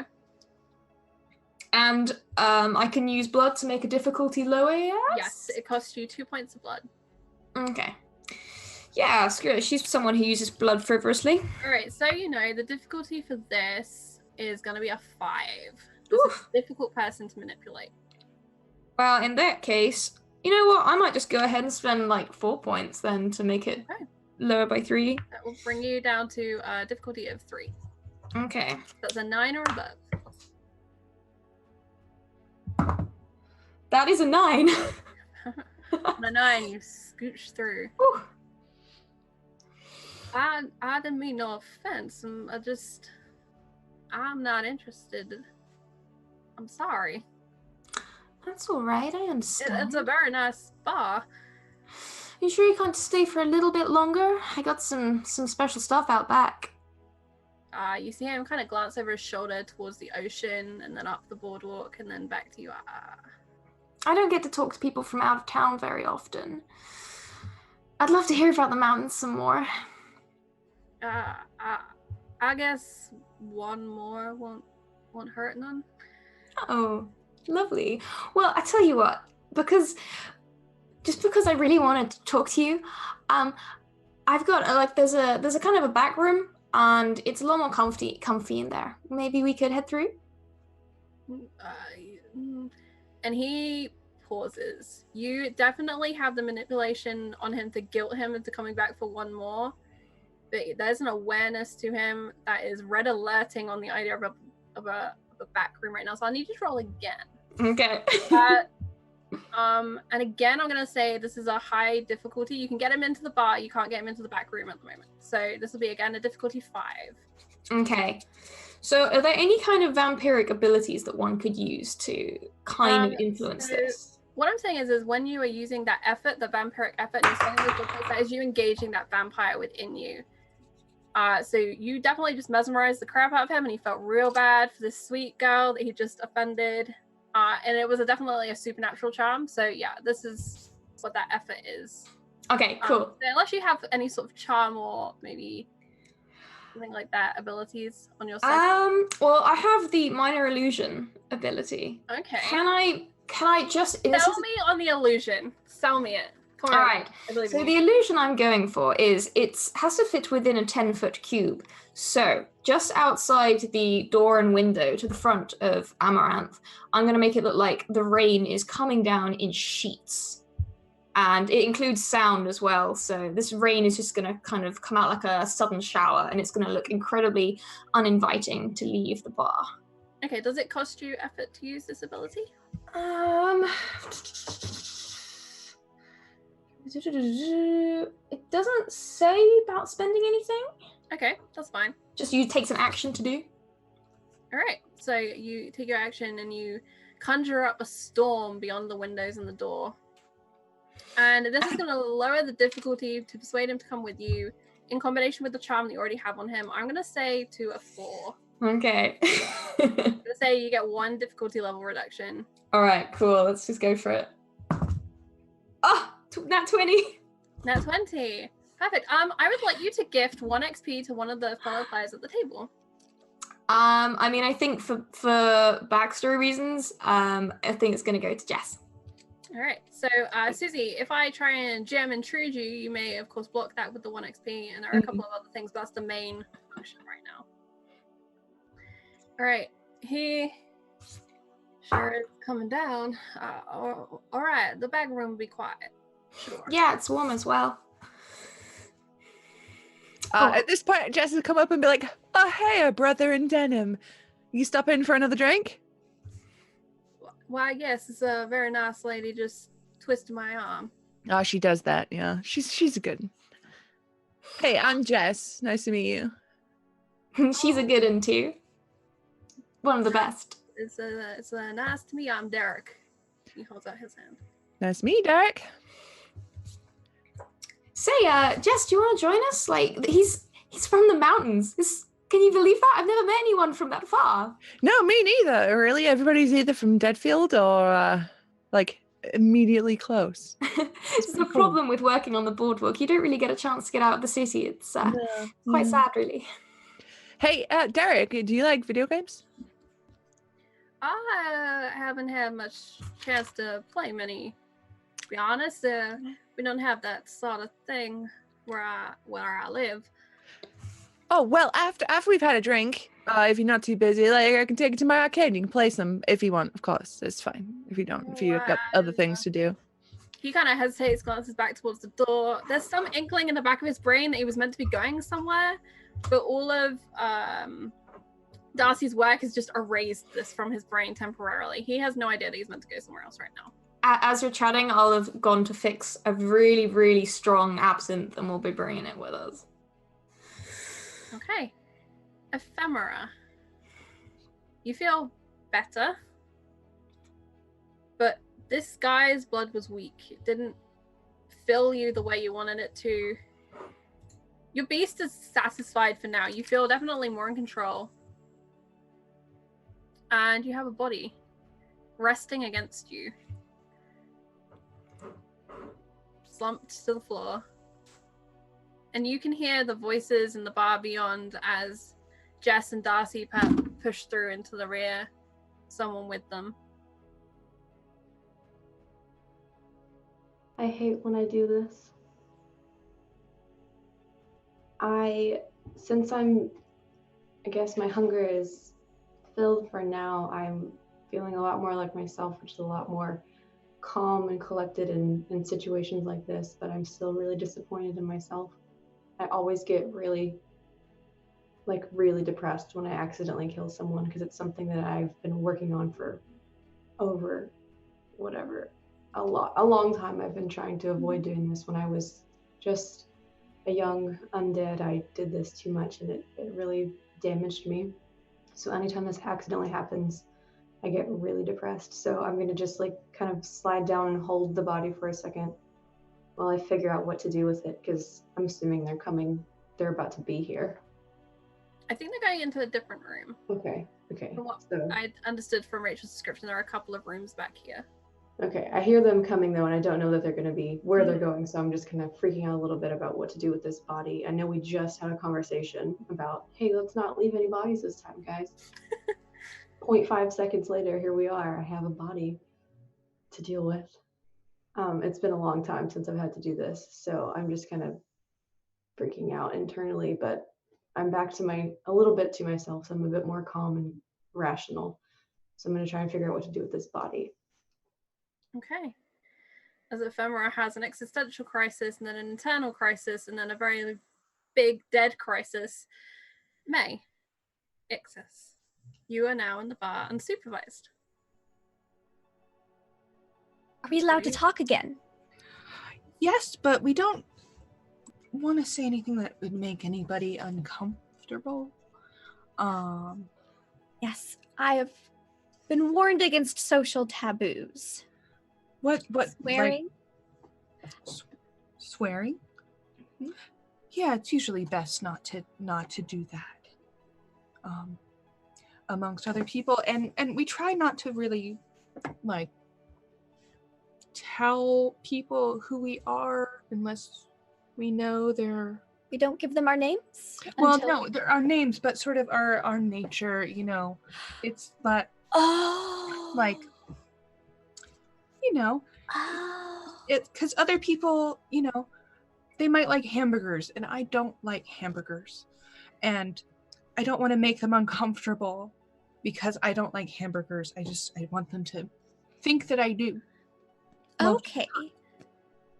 So pretend to be not what we are and pretend to be humans?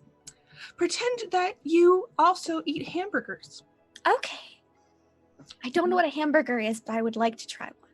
It's, well, it would not be, you can, we'll get to that later, just if you're going to tell somebody first. Okay. It gets complicated. But yes, basically that's what we're trying to do. It makes people uncomfortable, because it makes them feel like they're in danger. We want people to not feel in danger. Yeah, right? I mean, yes. Yeah. That's how. Don't you worry, no one's in danger here. It's all a good time. Someone with the hokiest British accent you've ever heard has approached the table. She wears a little flapper dress in golden fringe. In her hair, a band with a feather that sticks straight up. This is emerald green. Oh my. And she holds up a silver platter, empties stacked up on it. Yes, no one is in danger here at all. No. We're all here to have a good time. Yes. Yes, not at all. No danger, no. How about some drinks? I look at May. You can, I mean, if you want to, you can. Yes. Don't worry, darling. It's 1980. You Yes. can have as many as you like. I would like one, please. What would you like?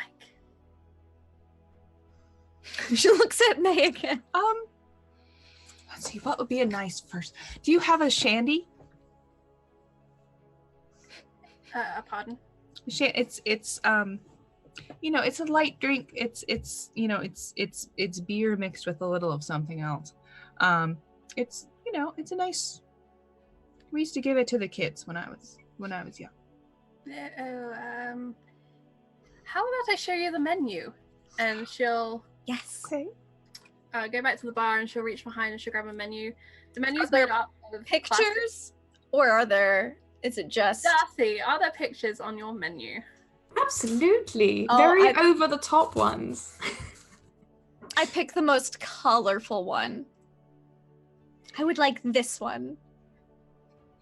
Okay, I'm imagining this is something with like a cherry in the top. It's like Oh, yeah. orange juice and some sort of pink. Probably like a daiquiri or something. Yeah, yes. It's like a strawberry daiquiri or something.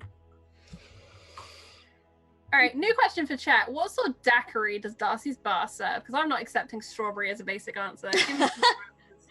All right, but you find a daiquiri and an ornamental cocktail slushy smoothie drink. This. Oh, and what about you? Oh, can I just get do you have tab? It's kind of late. I don't want to stay up. I don't need anything. I'm the driver.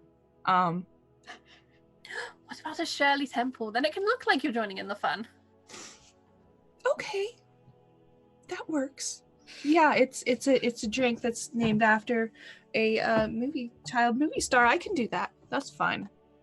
That's fine. I love the movies, don't you? Mm-hmm. Yes. Real good. Real good. With the popcorn and everything. I love your dress, by the way. Oh, thank you. I made it myself. Very nice. And the eye makeup, most unusual. I saw it in a magazine and I felt I should replicate. I knew I should have bought this month's Vogue. And she scurries towards the bar.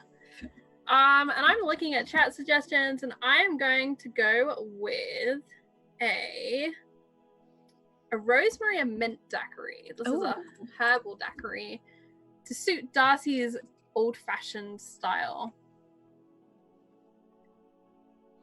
And so you will eventually have your drinks brought to you. Yours comes in kind of one of those large hurricane-shaped glasses. And May's is in the simple tumbler with a little cherry kind of skewered in so it doesn't fall all the way to the bottom for you. I brought you some extra cherries too, and she presents a napkin with like 5 extra cherries just put on top. Aren't you a peach? Thank you. You're welcome. I saw you talking to Darcy. She was very nice. Mm-hmm. Yes. Well, thank you. Have a good night. I'll be just over there. My name's Susanna. Susanna. It's lovely to meet you. Susanna, what's your full name, Susanna? If you don't mind me asking. My name? Oh, it's Susanna King. Thank you. Nice to meet you, Susanna King. Nice to meet you too. And she goes over to the bar. She's so hungry, and this was brought in front of her with a straw, and so she's just going to town on it.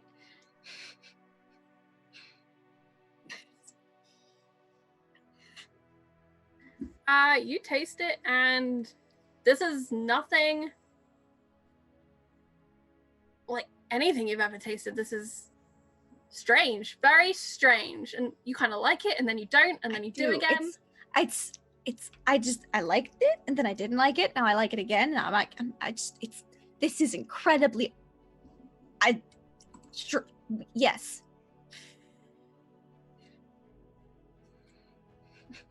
Then she'll like just like drain it down, and she'll be like, Whoa. It's people drink them slowly most of the time. it was so, I'm so hungry, and it was very interesting, and it's already gone, and I didn't realize how fast I was drinking it, and it was very cold but refreshing. Not really had cold beverage before. Mm. Well, usually we don't either.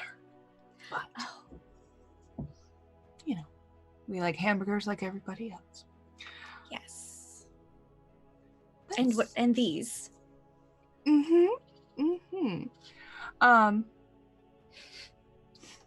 It's, you might want to take your time. It doesn't really affect us the same way as it does them, always. But we can deal with that later. I think These beverages have an effect other than satiating hunger or thirst? yes. You guys don't. Are you familiar with the concept of like drinking something because it makes you feel different? Yes. I've known some people who partake in drugs. Drugs. Okay. Well, yeah. Okay. So alcohol is kind of like I think that. she called These them pharmaceuticals. Pharmaceuticals, yes. Well, this is suppose it's kind of like that. It does something like that. Oh, interesting. Well, it was very tasty, Yeah. I think. I don't know. Can I try yours? Sure. It is not. It doesn't contain any pharmaceuticals, but you can have it. It's like cherry. It's kind of, you know. Oh, this one tastes completely different than the other one. Mm-hmm.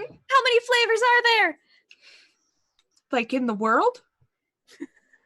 Yes. And on that question and that answer, we will pan back to the back of Darcy's place. Darcy and Jess, I imagine, flanking Derek. As you pass into the small corridor at the back, stairs that go up, 2 rooms left and right on this ground floor. Ephemera in one of those. So I probably just go into one of the unoccupied ones after passing Derek the drink.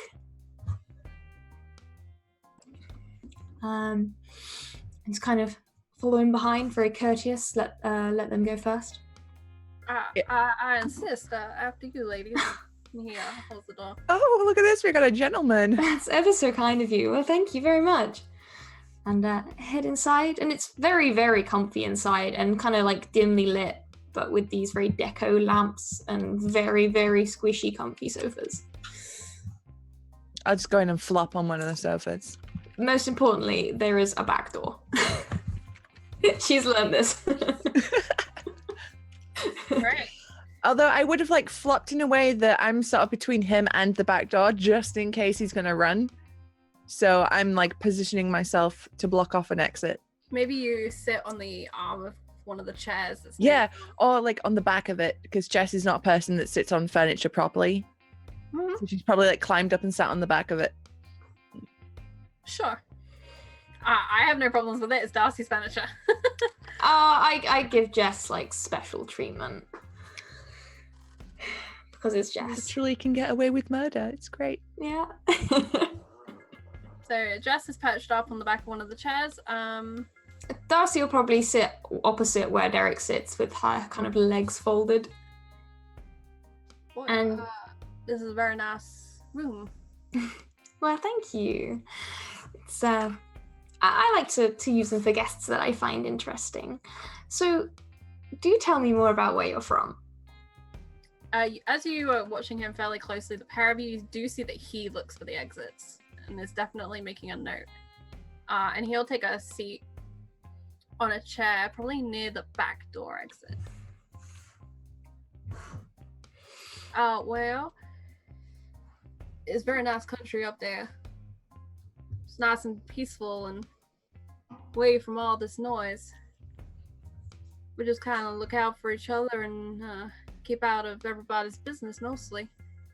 Mountains themselves, we get a fair amount of snow around this time of year, so it's pretty nice to be down here.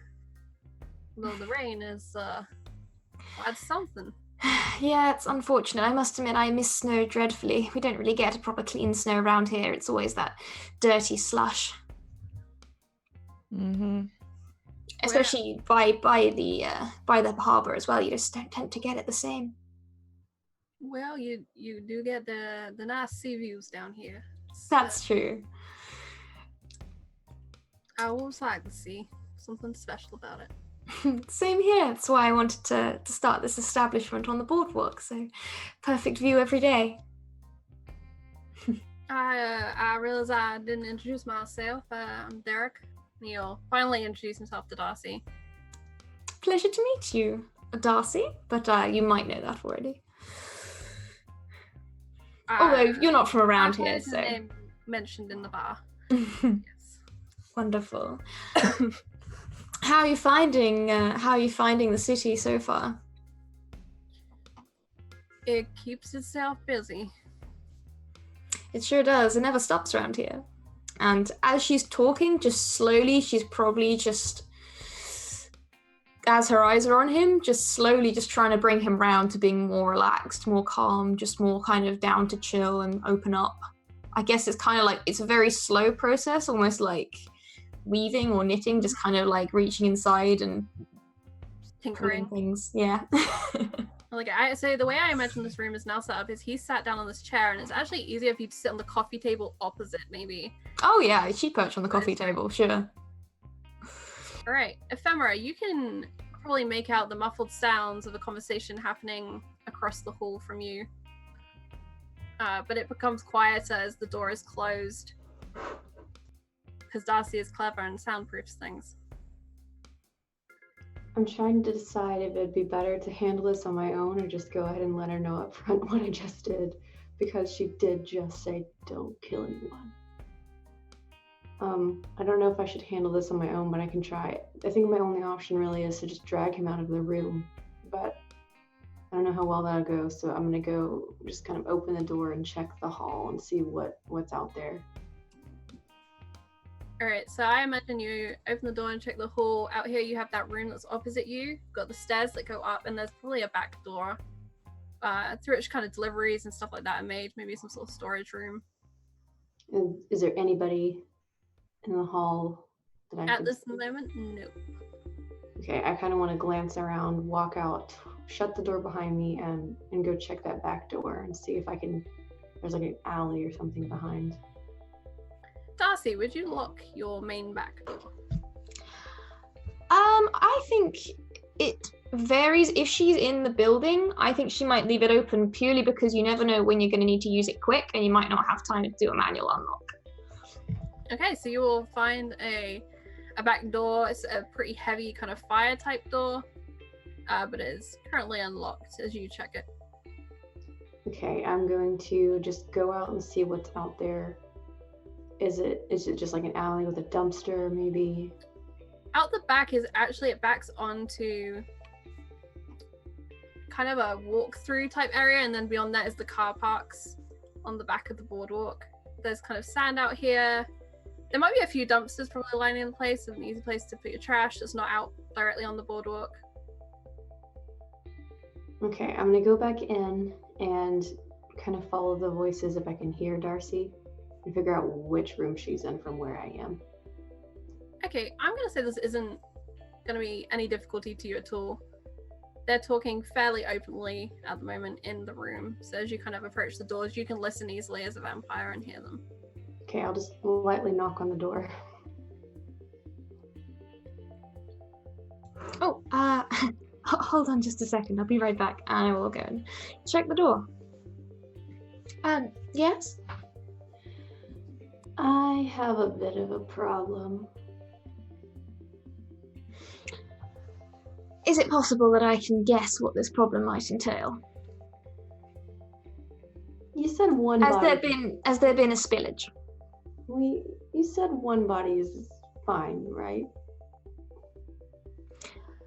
any spillages that occur inside my establishment are to be cleaned up by the perpetrator to the best of their ability. I can come along behind and help as necessary, but do what you can for now, right? Fortunately, there's no mess. I was very hungry. I don't even think I got any on my shirt, but there is a body. That's fine, that's fine. That's what a back door is for. And we are by the sea. Thanks, okay. I'll go handle this. Good luck. And you were sent on your way by Darcy to deal with your mess. You do notice there are a couple of spots of blood down on your shirt. Okay. It could have been worse. There's definitely a little more on your chin. So if there's a bathroom or a mirror or anything that I can find. I imagine that you have to go back out into the bar and use the bathrooms there, kind of the public bathrooms. I'm not going to do that then. But there's always the sea. There is always the sea, so I'm just going to kind of, just in case, just wipe my face a bit. If it's on my shirt, I can't really do anything about that now, so I'll just kind of, whatever. But I'm going to go back and get my mess, deal with it. Okay. How are you going to deal with your mess? Walk me through your plan. I'm going to pick him up as if he were a baby and just kind of carry him out. I'm pretty strong, so I'll just carry him out in the back and find like a trash bag. All right. Why don't we make, for this whole plan, I'm just going to say a difficulty roll of 3 to get through all of the stages. Make it nice and easy, just on one roll. 19. You managed to easily carry him out. You kind of have to kick the door a little bit, but you have control enough that it's quiet and it opens out. And you go down to one of the dumpsters and you find a conveniently stinky one, which is relatively full, but not so full that you couldn't move things around to obscure a body in it. And it's far enough away from Darcy's that it won't be obvious that it's her trash can. Okay, so I'm going to take it. I'm just going to put the body in the trash bag. Hopefully I can get it to fit.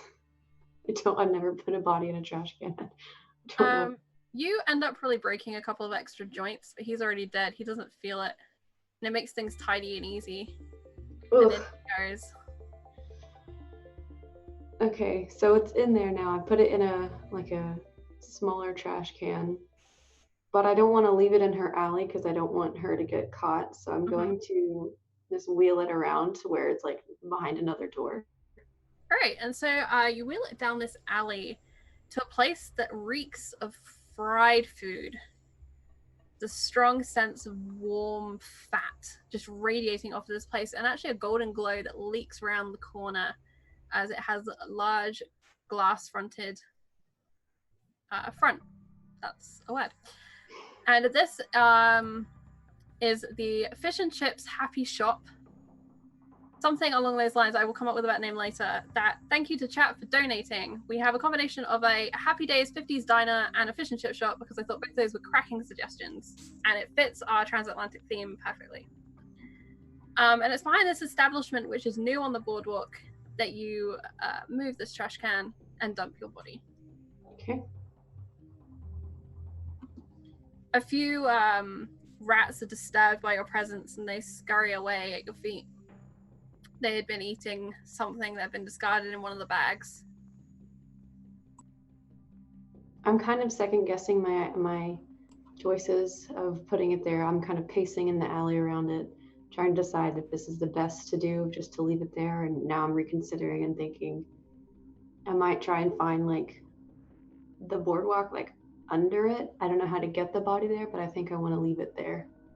Okay, and as you ponder this and you start to consider moving around, we'll cut back to Darcy and Jess with their new friend Derek. Something wrong, Darcy? Some problem? Oh no, just a usual textbook spillage. It's all being taken care of. Don't worry. It's why I keep staff here.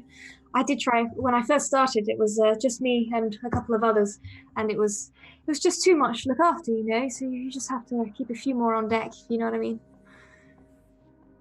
I can't imagine being so responsible for a large group of people. You know what? Neither could I before I started, but it tends to be somewhat a routine you just get into. And I'm just carrying on, just messing with him, just slowly trying to gauge at the point where he seems very, very relaxed. As we're just kind of chatting, and I'm watching the progress he's making through his drink as well. Okay, he actually drinks it relatively quickly. You've noticed that he's not one to nurse his drink. It's not that he's downing it, he just, when he drinks, he's drinking it. And, yes, that is you, Lindy. And he, for the most part, is conducive to conversation. You never get the sense that he's fully sitting back, gonna loosen a tie type relax. There's a sense that he always has a presence of being on edge to him. But he's definitely much more approachable than he had been when you initially met him. Do I get the vibe that he might fight if we swoop in for a little nibble? Why didn't you make a roll? If you have anything to do with insight or similar. Let's look. Nope. I'm just all about fighting. Do you have anything like read your enemy? Something like that nature? No. Okay. Let me just double check.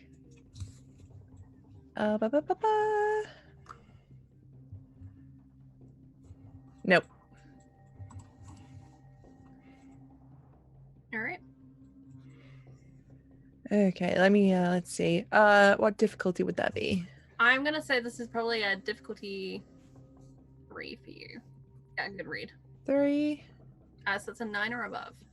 I feel like Jess, being as hungry as she is and as perhaps maybe looking for a fight, I'll spend 2 points to reduce that to a difficulty 2. Okay. That's a 6 or above. All right. I got a 7. Oh. You have the read on him that physically, if he is what you suspect him to be, based on his posture, he would probably have a good shot at fighting back.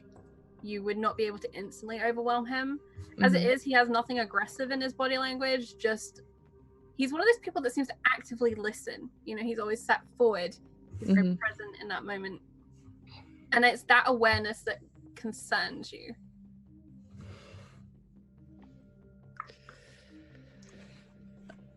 If you excuse me a sec, Dust, I'm just gonna go grab my other friends. I feel like we could make a little party of this. It's as nice as this is, like just sitting around, it's a bit lame, just 3 people. This isn't fun. By all means. Cool. Have a bit better of a conversation that way. Yeah, exactly, right? He's here for the night. You gotta meet some people.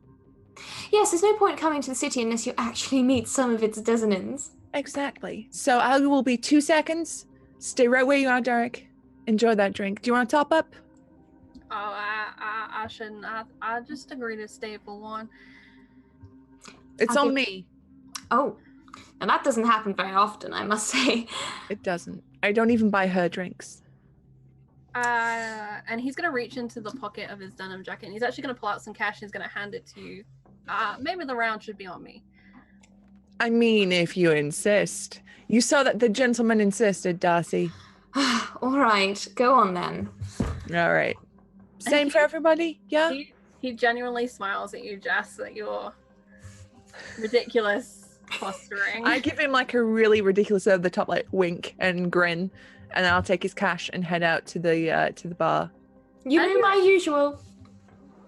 As you head out, you see Exes and May sat there in one of the booths, and Exes has in front of her the most eclectic range of glasses you've ever seen. May is nursing what appears to be a Shirley Temple.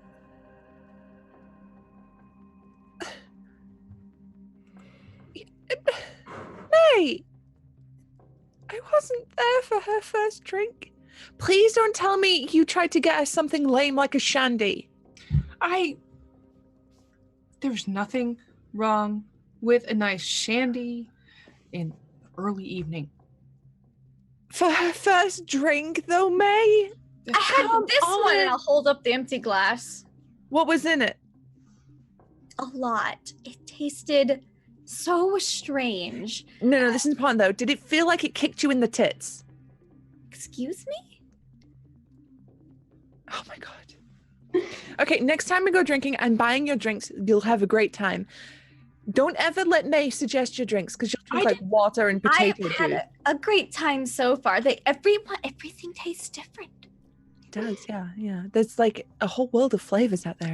I know. I've got to Anyway. discover them all. Grub's up. So if you want to just pop in the back, Darcy's got some nice hamburgers for us all. Hamburgers. Yeah. And they have nothing to do with the worms that are up.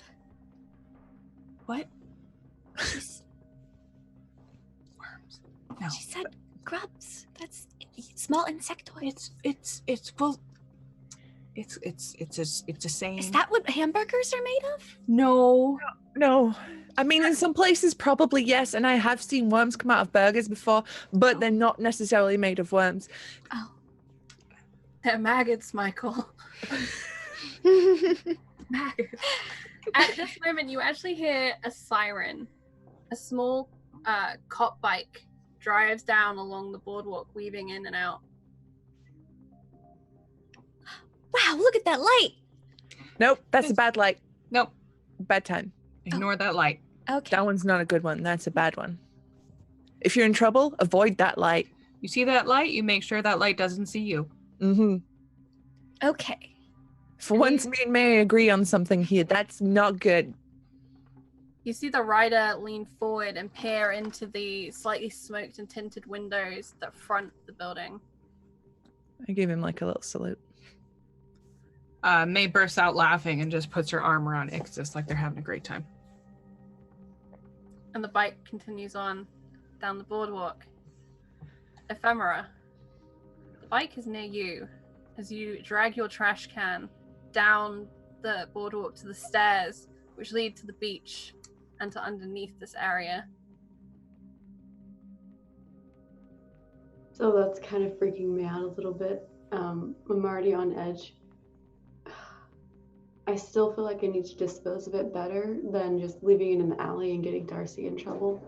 I know I broke his neck and he has some bite marks, so it's going to be pretty obvious that some foul play was involved, especially if he's in a trash can. But I need to take this body somewhere. There's that woo, woo, woo, woo, as he's pulsing his siren, kind of as a warning to pedestrians, kind of as a like, yep, that's right, there's a cop coming through type thing. A few people have actually, as you glance in that direction, skirted back towards buildings out of the way. There are a few people on the beach that are turning to look. They're not near to you, but you can see their shapes down by the shoreline. Are you going to attempt to stealthily move this trash can down under the boardwalk as the cop is moseying towards you on his bike? No, I think I'm going to have to recede back into the shadows if he's that close to me. You believe that you could move fast enough, potentially, to get down under the boardwalk in the shadows without being seen, but you know it's a risk. So it is 100% up to you, but I'm not saying there's no way that you can make it. There's always a chance. I do have a stealth skill, so. Okay, perfect. So it's up to you whether you return to the alleyway behind the Happy Fish Diner, that's what I've now decided to call it, or continue down underneath the boardwalk. I'm going to try. All right. So what does your stealth ability give you? It's under my knowledge as power skills, so I Mhm. don't actually know. I just have skills in assessing danger and in stealth.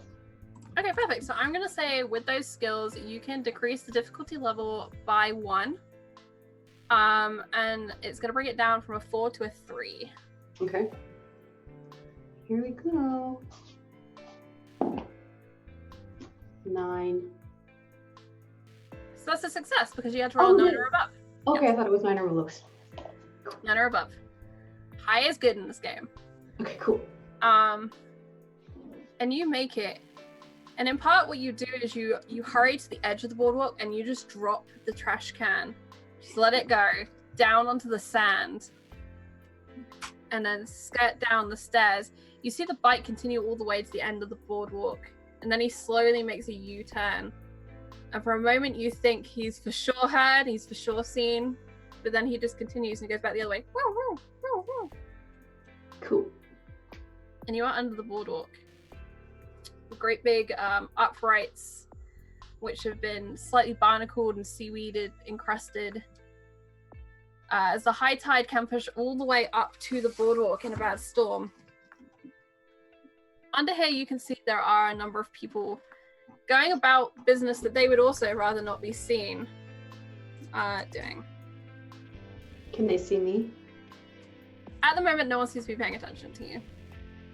Okay, I want to just kind of take my trash can and get as far under the boardwalk as I can, like in the darkest possible place. Because I can see, I'm assuming, pretty well.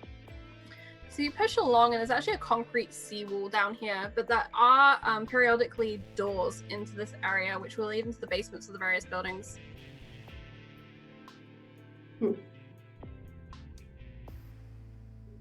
But they all appear to be locked as you check them. Sorry? Is there any rope anywhere? What sort of rope are you looking for? The kind you can hang someone with? Looking around, you can't see a great deal of rope. The only kind you can find is some that has been washed up, and it's that blue plasticky rope that you use for tying random things up with. There's not a great length of it. Okay, that won't work then. Well, I'm just gonna have to leave it here then. There's no real way of hiding anything here, unless I can. I mean, putting in the water is just gonna make it wash back up onto the shore. Okay, make an intelligence roll for me, and I will offer a suggestion. If you can roll above we'll say a 6. So level 2 difficulty. And my intelligence is 15. Do I do anything with that, or is it? No. Above a 6? That just helps your blood pool. Yes, just roll above a 6. 3. No, 3. Alright, 3, you're feeling helpless. You cannot come up with an idea for how to hide this body down under the boardwalk. It seemed like a very good idea. If only you'd had a rope, if only you could find somewhere to tuck it that couldn't be seen. But as it stands, you are now pacing up and down with a trash can that obviously weighs something. And you can hear above you, going over the boards of the boardwalk, the motorbike. My best option at this point, I've seen things where people try to hide murders with more violence and more weird things, and it just makes it worse. So I'm just gonna ditch the trash can and run. And All right. You drop it. There's no signs that this trash can came from her bar, is there? No, it's just a generic aluminum, rusty-ish trash can. Okay. All right. You drop it, and you begin to run up the beach back towards the end of the boardwalk, or are you running towards the fair and you're going to come up a different way? I'm gonna go back to where the front of the bar is and just kind of re-enter the front. Okay, so you'll just hop up the nearest part, which is the part that you climb down, and go along past the Happy Fish Diner, and a little bit further along past a couple of other storefronts until you find the Amaranth. I'll just go in and sit at the bar and order another bourbon. And as you sit down and order your drink, there's no sign of the rest of the coven, as they have all gone into the back room. Exes, May, Jess, you re-enter and you find Darcy and Derek. Darcy, where are you in the room at this point?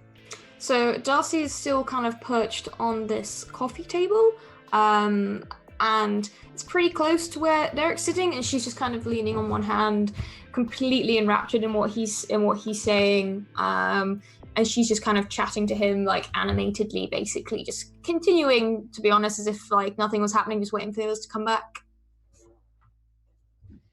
Perfect. Oh, you're back. Did you grab the drinks? I've ordered them. Waitress is going to bring them through in a moment. Amazing. Jess, did you actually order any drinks? No. I pocketed that money. Just check in case you're expecting a waitress at some point. No. Jess just went yoink right into my wallet. So, what have you two been up to while we were gone? Oh, swapping war stories, the usual. Oh yeah. Good evening, ladies. Good evening. Nice to meet you. It's a pleasure to meet you. May's gonna stand back and she's going to just study this guy because she felt the same thing everybody else did, like there's something not ordinary about him. Mm-hmm. I'm gonna use my speaker ability to understand him, try to Okay. take a moment to study. Sure. What specifically is it that you want to understand? His nature? I want to understand his nature. I want to understand if eating him is safe. Okay. Yes. So we'll call this difficulty level 3. Okay. And it says it costs a point for me to do anyway. Okay. So take that off. All right. And I got an 8. So. Okay, so no. You try and get a read on him, but there's just something off about him, and you know what Jess has said already, that there's, something interesting about him, but you didn't catch particularly what it was. Darcy is very interested in this person. She is working every trick she knows right now to keep this guy here and under her spell. And that is probably what you notice more than him himself. He's just kind of sat there in his seat. His posture's kind of forward, his elbow, or rather his arms just kind of resting in his lap. He seems surprised. It's the one thing that you can pick up for free. He seems surprised that 2 more people just showed up. Can Exes make a check to see if she can recognize what's on about him? That is a 19. 19, okay. With a 19, you know exactly what he is. You've seen werewolves before. They are trying to think about how to phrase this without giving too much away about the Vampirium. But yes, you've seen them before, and you've seen them in fights, and you know that they are particularly hardy, and that their blood is particularly prized. Yeah, I've never partaken in a hunt myself, but I've witnessed and seen and heard stories. So she'll think about what Jessica said. We can go hunting earlier and be like, oh. And what gives it away for you, Lindy, is Exes uses her nose in this moment, and you already know what he smells like. And this is something nice because it's like, you know what that is. Yes, like something familiar. So she'll just kind of relax, being like, oh, I know what this is. For like the first time, just kind of relax a little bit since waking up. So I think Darcy's probably gonna clock the surprise on his face, and is probably gonna be a little concerned that, like, the more people you have, the more vampires you have in one situation, the more likely it's going to be that one of them slips, especially if all of them are quite hungry. So she's just going to kind of register everyone that's come into the room, and she's going to wink at Jessica, which I think is her universal signal to Jessica of go. And then she starts talking again to Derek, and she's going to use her enthrall ability, whereby whilst talking, you grab and keep another creature's attention, even if the creature can't understand you, but it can. And as long as Darcy does nothing but speak to it, and she can't actually herself move, the other creature cannot take any other actions than to defend itself if it's, like, attacked. Okay. And by this point, Jess will have, like, circled behind him, and she's got that, like, oh, it's dinner time look on her face, and I'd like to use my surprise attack ability. so we're gonna say it's my dinner time. My dinner time ability. Okay, sure, yeah. Hit me with the surprise attack. So if I attack from a hidden vantage with surprise, or before an opponent takes a turn, the difficulty of the attack is lowered by 1, and on a success, I deal 2 additional damage. Okay. Right, so the way we're gonna do this is, Darcy, I imagine that would have cost you a blood point to use that ability. I think so, probably, yeah. So yeah, just mark that off. I don't think it's gonna become relevant for you, but just in case you reappear in the future, and it's a time similar to now, we'll know how hungry you are. Jess, your difficulty to attack with the surprise taken into consideration is going to be a 4. A 4. Can I spend some blood to reduce that a little bit more? You can. Okay. I'll spend an extra 4 to reduce that by 2 if I can. Okay. I want to secure this kill. I'm going in like a lioness. Okay. Ooh, So make your attack. There's going to be a 6 or above. 6 or above. That is a 16. 16. So with a 16, you launch your attack. What form does this attack take? For me? I feel like because she's behind him, it's gonna be like a lunge. She'll reach forward and like grab his torso with her arms and just sink her teeth into his neck. She's not going for anything delicate or like gentle. It is like a lioness. It's just like sinking in and trying to hook myself into him so he can't run away. Right, and it is very much like that. It's a savage and wild attack because you barely know your own strength at this point. Your arms reach around and your fangs bear down on his neck. All right, I'm gonna say, who has the highest blood points remaining at the moment? I know it's not Exes. I'm on 22. Okay. I'm on 18. 18. Got 22 as well. Okay.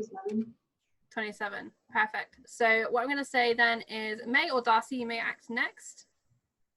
And then Ephemera, in say 2 goes, you can come in if that is your plan. And then Exes, you go after May and Darcy have gone.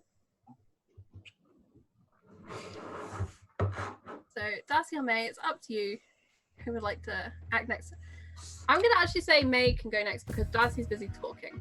Yeah. And it's a surprise attack. So that's what we're going to do. All right, May. Jessica has unleashed and grabbed a hold of this guy. All right. I think May is gonna sidle up. She's gonna be try to be as proper as she can with it, and she might take like a wrist and try to do that there. Okay, so this is gonna be pretty violent, as you're gonna need to get a hold of his wrist and hold on to it for long enough to get your teeth into it. Okay. So again, I think I'm gonna call this a 4 because even though Jess has a good hold of him, he's still pretty handy to get moving. Okay. All right. I will put a level of effort into it. Okay. Drops it down to a 3. Which is a 9 or above. Okay. Cross your fingers. Got a 14. Hooray. 14. All right. You grab a hold of his arm and you tear into that flesh, and the blood seeps into your mouth. Darcy. So Darcy's also gonna go for it at this point. I think she's used to back in the day, the routine was Jessica does the first strike, and then Darcy follows up. They had a bit of a thing. So with her graceful descriptor, I think she's going to essentially slide on like almost around May and almost basically like slide into his lap to try and like coil around and bite down with the other side of his throat, assuming that Jessica has like the other side. Okay. So there's one on either side, and she's basically almost like lying in his lap at this point with basically her arms around him. Like a little bull python, she snakes on around, wrapping her prey and finding a perfect striking point to dig in and hold on to. Make me that roll. I'm going to keep it at 4. Okay, so having the skill descriptor for this kind of thing, does that have any effect? Sorry, I'm still new to Cypher. I will let you drop that by 1 difficulty level with your skill descriptor. So get us to 3, so that'll be a 9 or above. That is a 9 again. All right, on a 9, it's a little bit awkward getting around there, but you get into position and you latch on. And this guy is swarmed, Exes, by the 3 huntresses who apparently have a routine. No, but I note that they used trap tactics rather than the typical release and then hunt and catch tactic. It's very interesting to see the cultural differences here. And it seems almost like bad sport. They didn't. They didn't even let him run. But I think she's gonna start to smell the blood. It's like, oh, I'm so hungry. And then, not having actually partaken herself, she's just gonna kind of like think back into her previous experiences, and I would actually like her to no, I'm not gonna do that now. We're gonna save that for later. She's fleet of foot, so she's real fast. She can move short distance and make an action, so she's just gonna get right in there, and she's gonna kind of take after May's lead and grab a wrist and she's actually gonna, cause she's still not sure about these. She's gonna, with her hand, like claw with her nails. Slash his wrist. Mhm. Nope. All right, so I'm gonna say this is actually gonna go down to a 3 for you. Okay. So it's a 9 or above. I got a 4.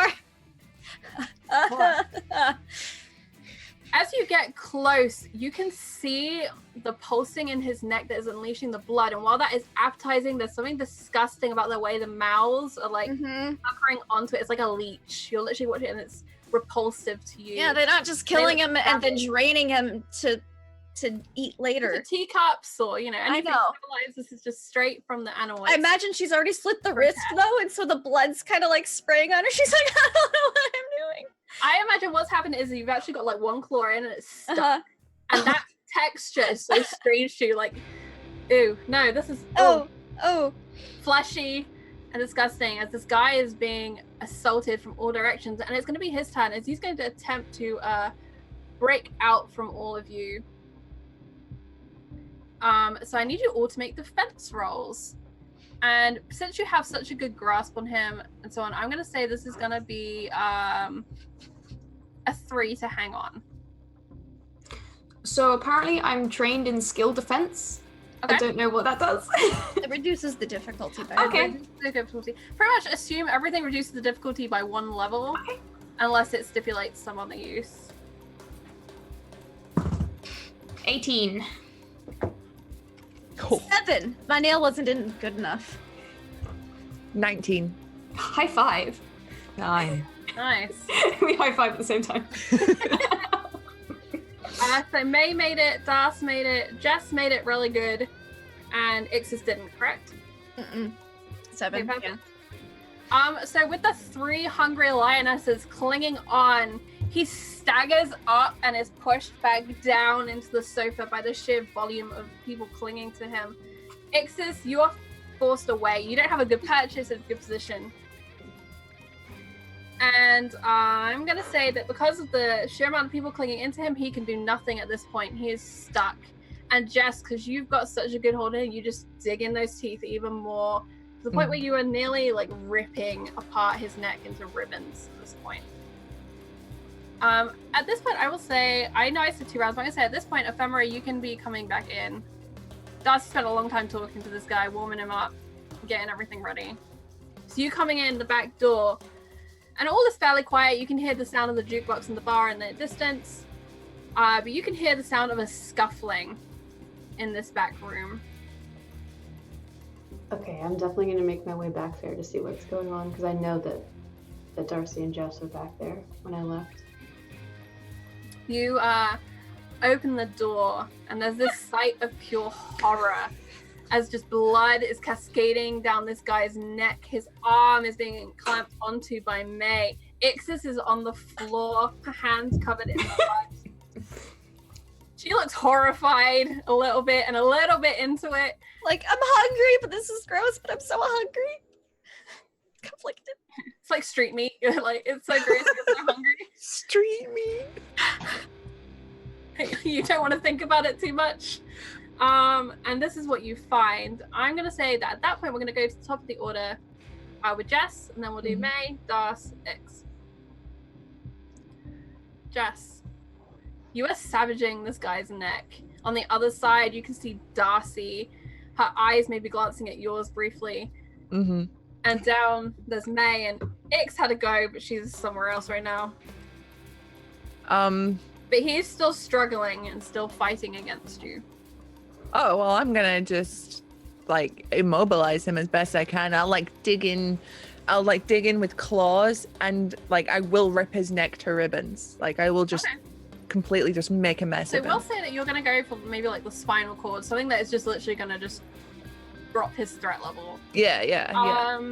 We're gonna call this a difficulty 4 again, because it's a Okay. very specific targeted attack, but it's gonna be the quickest way to immobilize him. Unless you want to kind of go for eyes and brains and things. No, I'm too focused on that neck. That's where all the good stuff is. All right. Difficulty 4. So that's a 12 or above. We can do nice.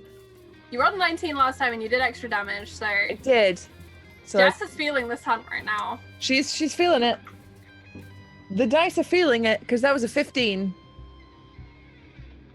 Wonderful. On a 15, you clamp onto the back of his head with a hand so you can better anchor your teeth into him. And with that, you pinch between your thumb and forefinger and you squeeze until they embed themselves in the back of his neck, deeper and deeper, until you just feel that right moment.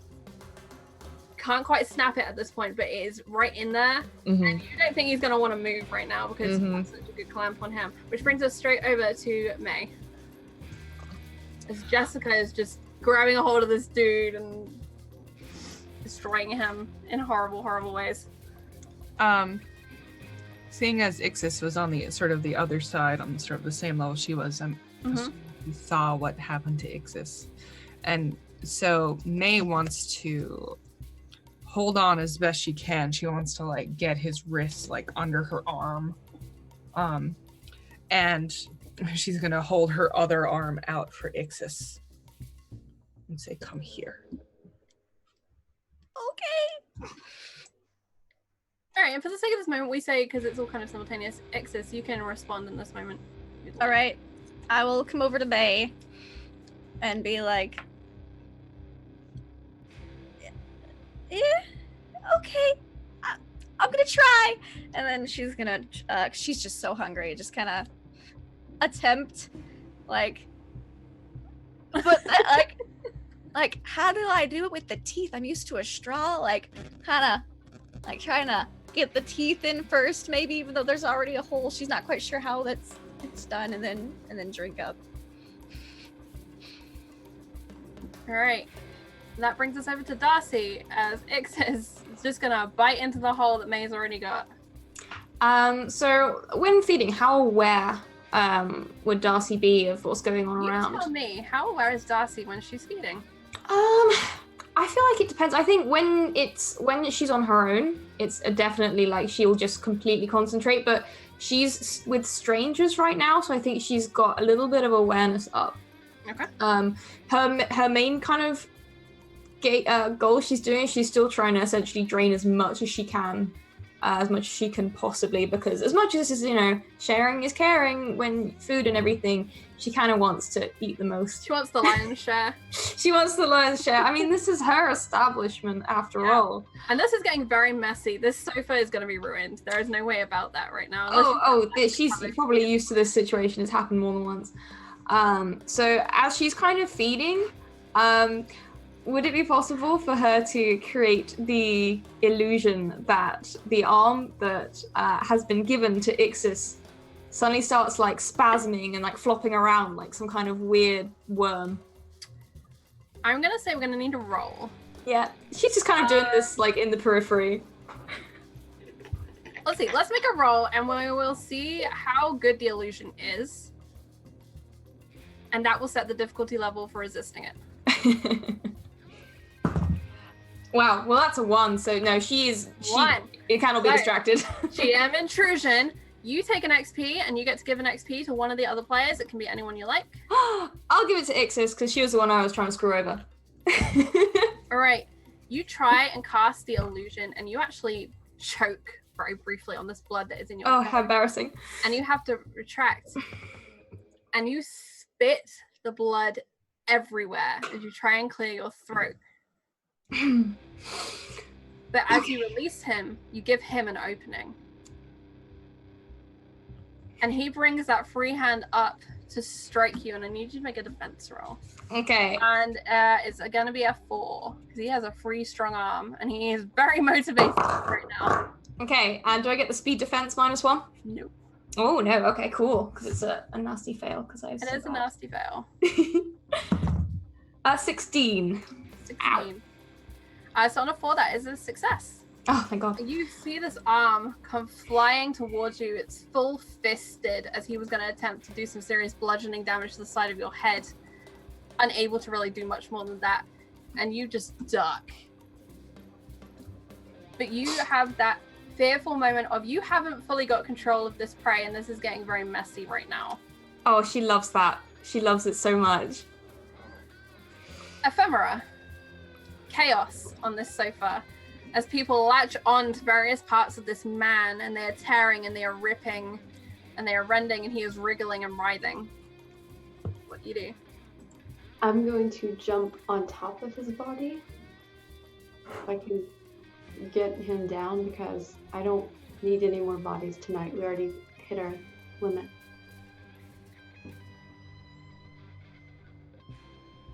Sorry, could you say that again? I just don't want to use it down a little bit. Oh, I'm gonna like jump on top of him. Okay. So I imagine you're just gonna launch yourself across the room into the middle of this madness. Make me, yeah, sure. We'll just call this a D2, a level 2 difficulty. So that's a 6 or above. 11. 11. Easy. You launch yourself with a push up from this doorway, across the room, and land in this mass of writhing vampire and victim. I'm gonna say if you'd like to, you could probably take a bite. Might as well. Yep. All right.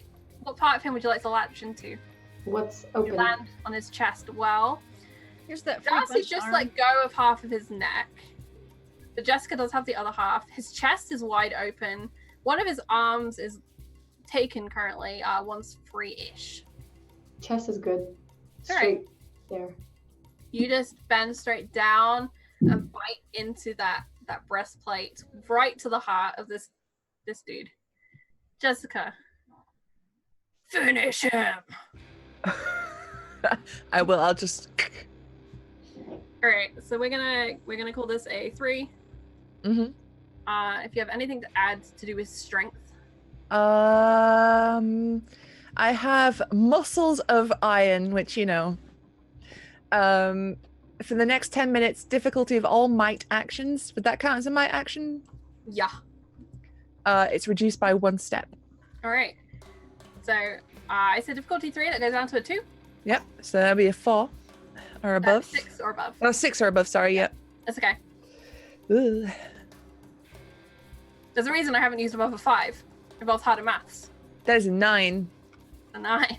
Perfect. You reach in and you squeeze, and you actually just crumble his vertebrae. The whole back of his neck just crushes within your grip, and blood pours out of that neck into your mouth, and it is the sweetest thing you've tasted in your entire undead existence.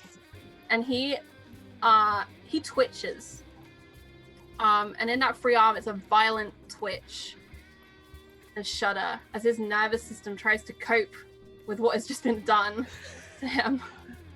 But for all intents and purposes, he is pretty much going to die any second now. It's just a case of wriggling until he's done. Are we trying to kill him? Apparently so. Apparently, yeah. It kind of just escalated. It just escalated very rapidly. Jess will pull back from feeding, and she's like coated in it, like it's all over her nose, her mouth, all down her chest, and she'll like offer the pumping neck to Darcy. Your house, your tip. You're always so courteous. And Darcy will most certainly accept.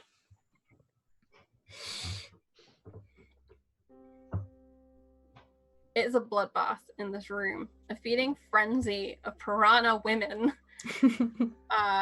And you can all have a really good fill from this. So you may all roll 2d6 for your blood. 9. Do we go up to like if 6. Yeah, up to. I'm full on 11. tops? Wait, so for like if we go up by 2 for every. No, you go up to your maximum number. Gotcha. Right. Yeah, Cool. sorry. I'm And back. Darcy, there is something special within this man that's not a man, that is a werewolf. There's that extra spark of power within him. And as the blood is drained from him, every ounce of essence of life, of power, you have the opportunity to reach for that final spark. Oh, she absolutely does. I mean, this is what she's been building up towards like all night. All right.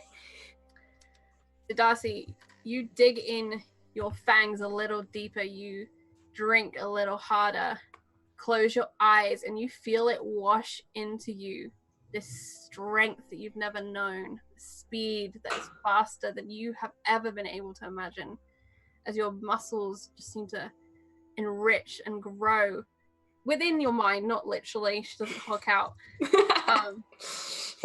But there is this moment as you consume this magical spark within him, the supernaturalness that is now within you. And should you appear again, we have to have a discussion.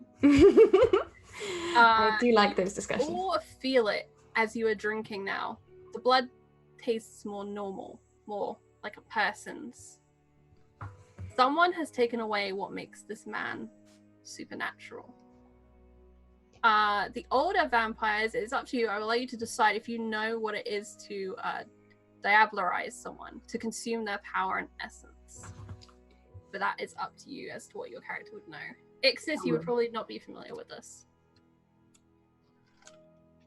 Ephemera would, especially from all the study. I bet May would know too. Okay. I think Darcy knows because she's been trying to set the situation up for a little while. Yes, you 100% know. And this is all part of that gift that was given at the beginning of the stream. Thank you for that donation. A reminder, you can do 300 bits or $3 for a reroll or $10 for a gift or a distraction, which is 1,000 bits. I think we're actually going to end a little early tonight. But what I'm going to offer for everyone to do now is to tell me what you all do with the rest of your night. Between you, decide how you get rid of this body.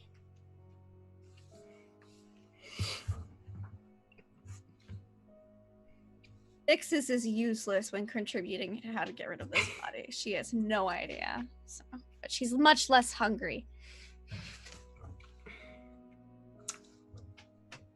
I mean, in this case, it's been pretty ravaged, like by almost as if by a pack of rabid animals.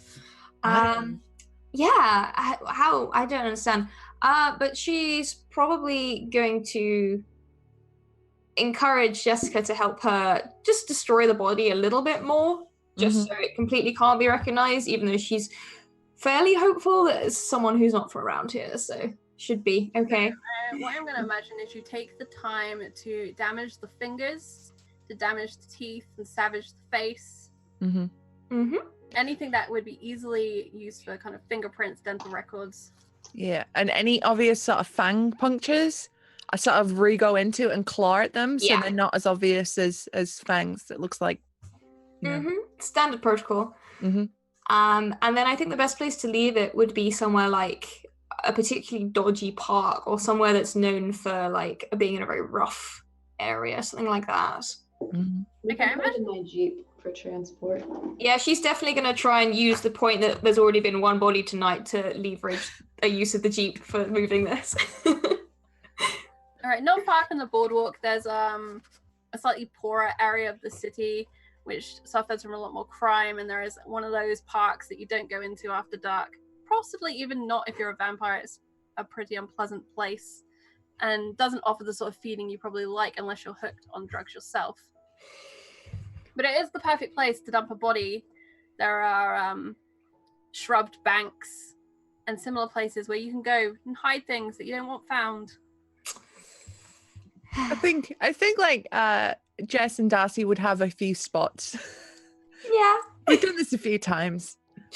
We're pretty good at teamwork at this kind of thing. There is one brief terrifying moment when you see that flash of blue, but you're relieved to see it's a fire engine, which passes by and has zero interest in the park. And you are done for the evening. The body is disposed of. You are fed. I'd probably just be trying to convince Jess to have a celebratory wild night on the town. I'm in. Free running, shoplifting, the whole shebang. Fighting. Yeah. Oh yeah, find some nice gangs to mess with. We should just ride the subway and keep riding it until we find some people. Absolutely, 100%. All right, Exes, F, May, what do you do? Very messy, I think. I require a bath and a change of clothing. Where might one procure these things? Well, F, it's your house. I'm going to bed. I don't care what any of you do. I've participated in 2 murders tonight. Only 2. That's a shame. I'm gonna go cry. Pull my curtains in my Exes bed. nods too.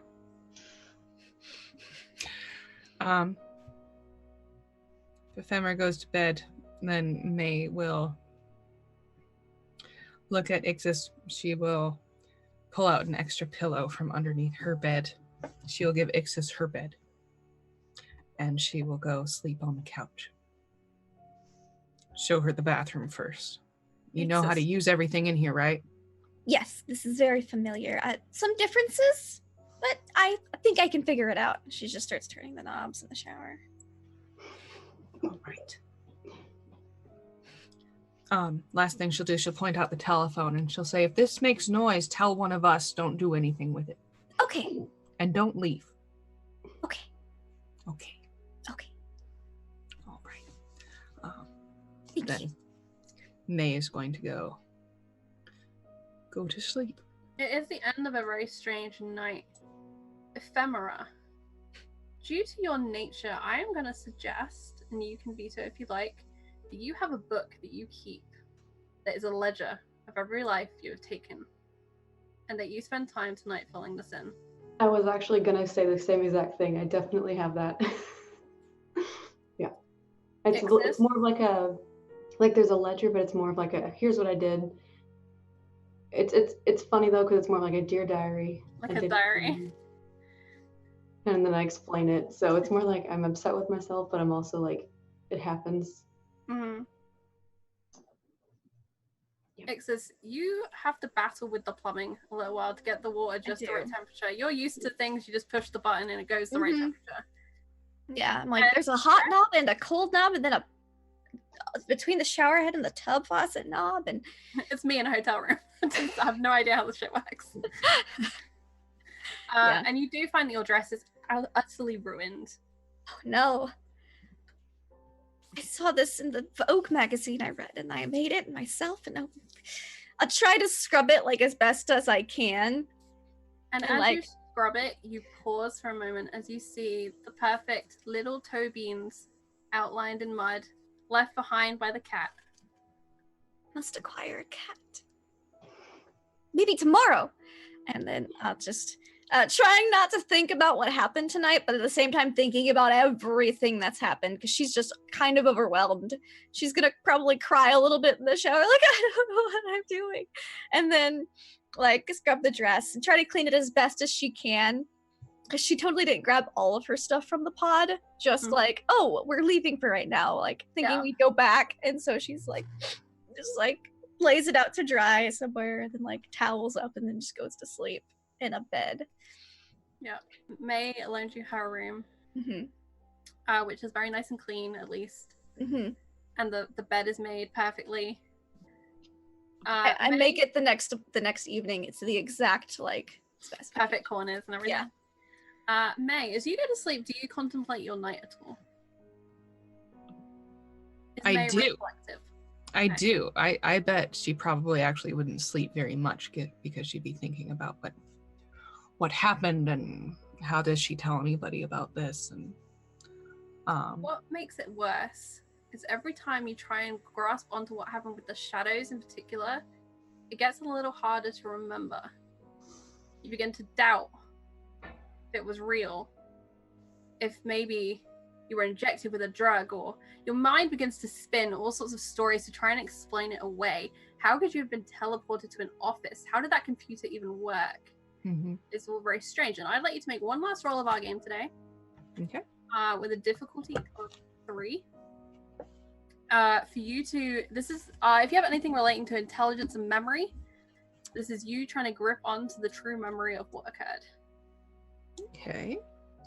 I've got my sort of understanding where you can do something like that. Got an 18. 18. So you force yourself not to rationalize this away.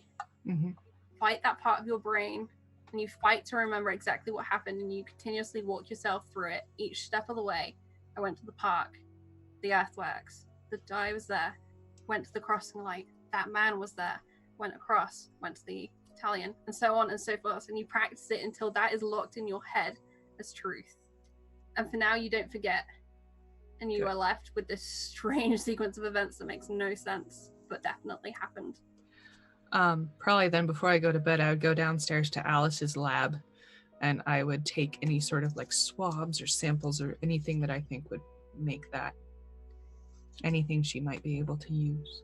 As you go down, the lab is strangely quiet, but there is that fizz of electricity and that pale glow of neon lights. Mm-hmm. And you easily find the small things that you want and close the door quietly behind you. It seems like Al hasn't made it home yet. I sweep the floor first. She doesn't like it when I do that when she's there. So I do that too. Okay. Darcy and Jess, you have a night on the town and you paint it red with fights and blood. And the subway clatters on into another dark tunnel and the whole carriage goes dark. And that is where we will leave your night. And so this is where we're going to leave today's game. I would like to thank everyone who has come to watch. I would like you to thank Rachel hugely for being our guest today, for bringing us Darcy, and for doing the wonderful art that you see. Make sure you go and check out at Talinia. I'm sure she's going to do a wonderful plug in a mo. I appreciate everyone for contributing their suggestions today on our viewer suggestions. We now have the Happy Fish Diner, which I hope we get to go and explore, as well as the mint and rosemary daiquiris, which sound very curious, and I would try. Yeah. Wouldn't be weird. Okay, so we're going to go around, say who we are, what we enjoyed most today, and any plugs you'd like to do. And then finally, Rachel, after we've done all of that, I would like you to award 2 XP to a player or players of your choice. Oh, bye. So have a think about that. So let's start with our goodbyes from Anna. Hi, again, I'm Anna. You can find me on Twitter at __ephemeroptera. I really liked tonight. That was really cool. I have not ever killed anyone as a vampire before, so that was a little fun and a little traumatizing at the same time. I've also never had to hide a body. I don't think I did a very good job. I think I kind of just went with that one. Hopefully no one finds it and is able to trace it back to either me, my friends, or the bar. Yeah, that was really fun though. Hopefully that werewolf blood will help us all a little bit. We shall see if there are any other interesting effects next time. Brings us across to Susie. Hi, I'm Susie, otherwise known as Susanna Grace, and you can find me everywhere on the internet at Susanna Grace, and that's Susanna with one N. Yeah, I had such a fun time tonight. Letting loose was a friggin' ace, and getting to crush a man's spine. Not just a man, a werewolf's spine, and rip his throat out. That's just goals, right? I mean, what's the point playing a vampire if you can't crush a man's spine and rip his throat out? So that was probably my highlight. As always, Jess and May, I love their relationship. It is so good. Yeah, it was great hanging out with Darcy too. And like, you know, the Darcy being a very bad influence on Jess and them having a routine of murdering people and dumping the bodies is probably not good. But hey, but yeah, that was absolutely fantastic. Thank you all so much. Wonderful. And that brings us to Emma. Yep. Hi, I am Emma. On Twitter, I'm Susie King 85. It's a long story for why that's not the same. But yes, I'm the communications director for WebDM. So if you talk to us on social media, come and talk to me and talk to the guys and have a good time. Check out all of the various things that WebDM does. We are doing something nearly every day across Twitch and YouTube and Patreon. I love this game. I had such a good time trying to explain to Exes how things work without just being super out about it, and that's so much fun. And I love the relationship that May and Jessica are getting, and who doesn't love having a nice dinner with new friends, really?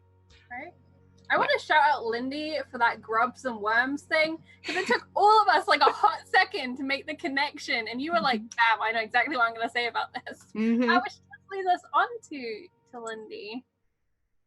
Hi, I'm Lindy. I'm Laugh Love Lindy on the Twitches and the Twitters. My favorite part, I really liked how again, I want to Emma, your character's name, May, was trying to explain the things. I thought that was hilarious. And then also I loved Jessica's enthusiasm for comics, and like she's got this image in her head now that like it's all 100% real, and that there are like super men running around who could shoot lasers out of their eyes and stuff. And so she's a little bit cautious about that now. And I'm just curious to see how how this progresses, and getting her all settled into the house maybe next week and stuff. But you can find me online again, Laugh Up Lindy. I play in about a dozen or so tabletop RPGs and DM them throughout the interwebs and stuff. So just check me out on there. Thank you very much. All right, Rachel. Would you like to do your plug, your favorite moment, and then dish out those XP? All right, so yes, I am at Talonir on the Twitters, and that's kind of, I guess, the only place I tend to crop up. But yes, so my favorite moment of this evening's session, man, it was just hilarious. I just love all the funny moments. I do love the interactions between May and Jessica, and I feel almost apologetic to May that I might be corrupting her child a little bit, just a teeny bit, teeny tiny. But yeah, I love seeing their interactions. It's great fun.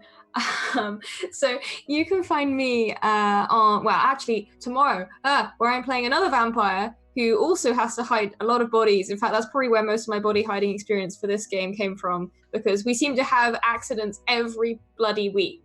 And this is on Blood on the Thames, which is a Vampire the Masquerade 5th edition actual play live stream, which is at 7 p.m. UK time tomorrow, so an hour earlier than this one. And then I also will be playing Tuesdays, where I play the Witcher tabletop role-playing game with Susanna. And I'm decidedly not a bad influence on her in that game. And then on Fridays, I play with I play Ryutama with Scrat's channel, so I'm kind of all over the place at the moment. And yes, and doing the artwork for this game is an absolute pleasure, and I can't wait to do some more. And all my art stuff you can find on my Twitter.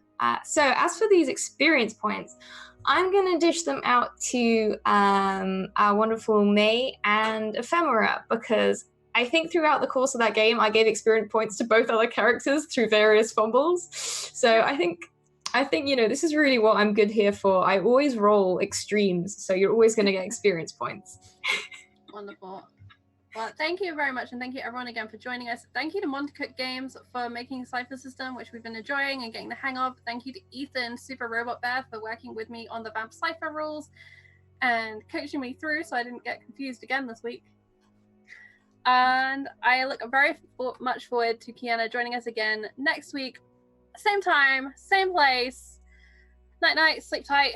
Don't let the vampires bite. We'll be here. New Vampsterdam. That is the hashtag if you want to tweet about the show. And we will see you then. Thank you very much.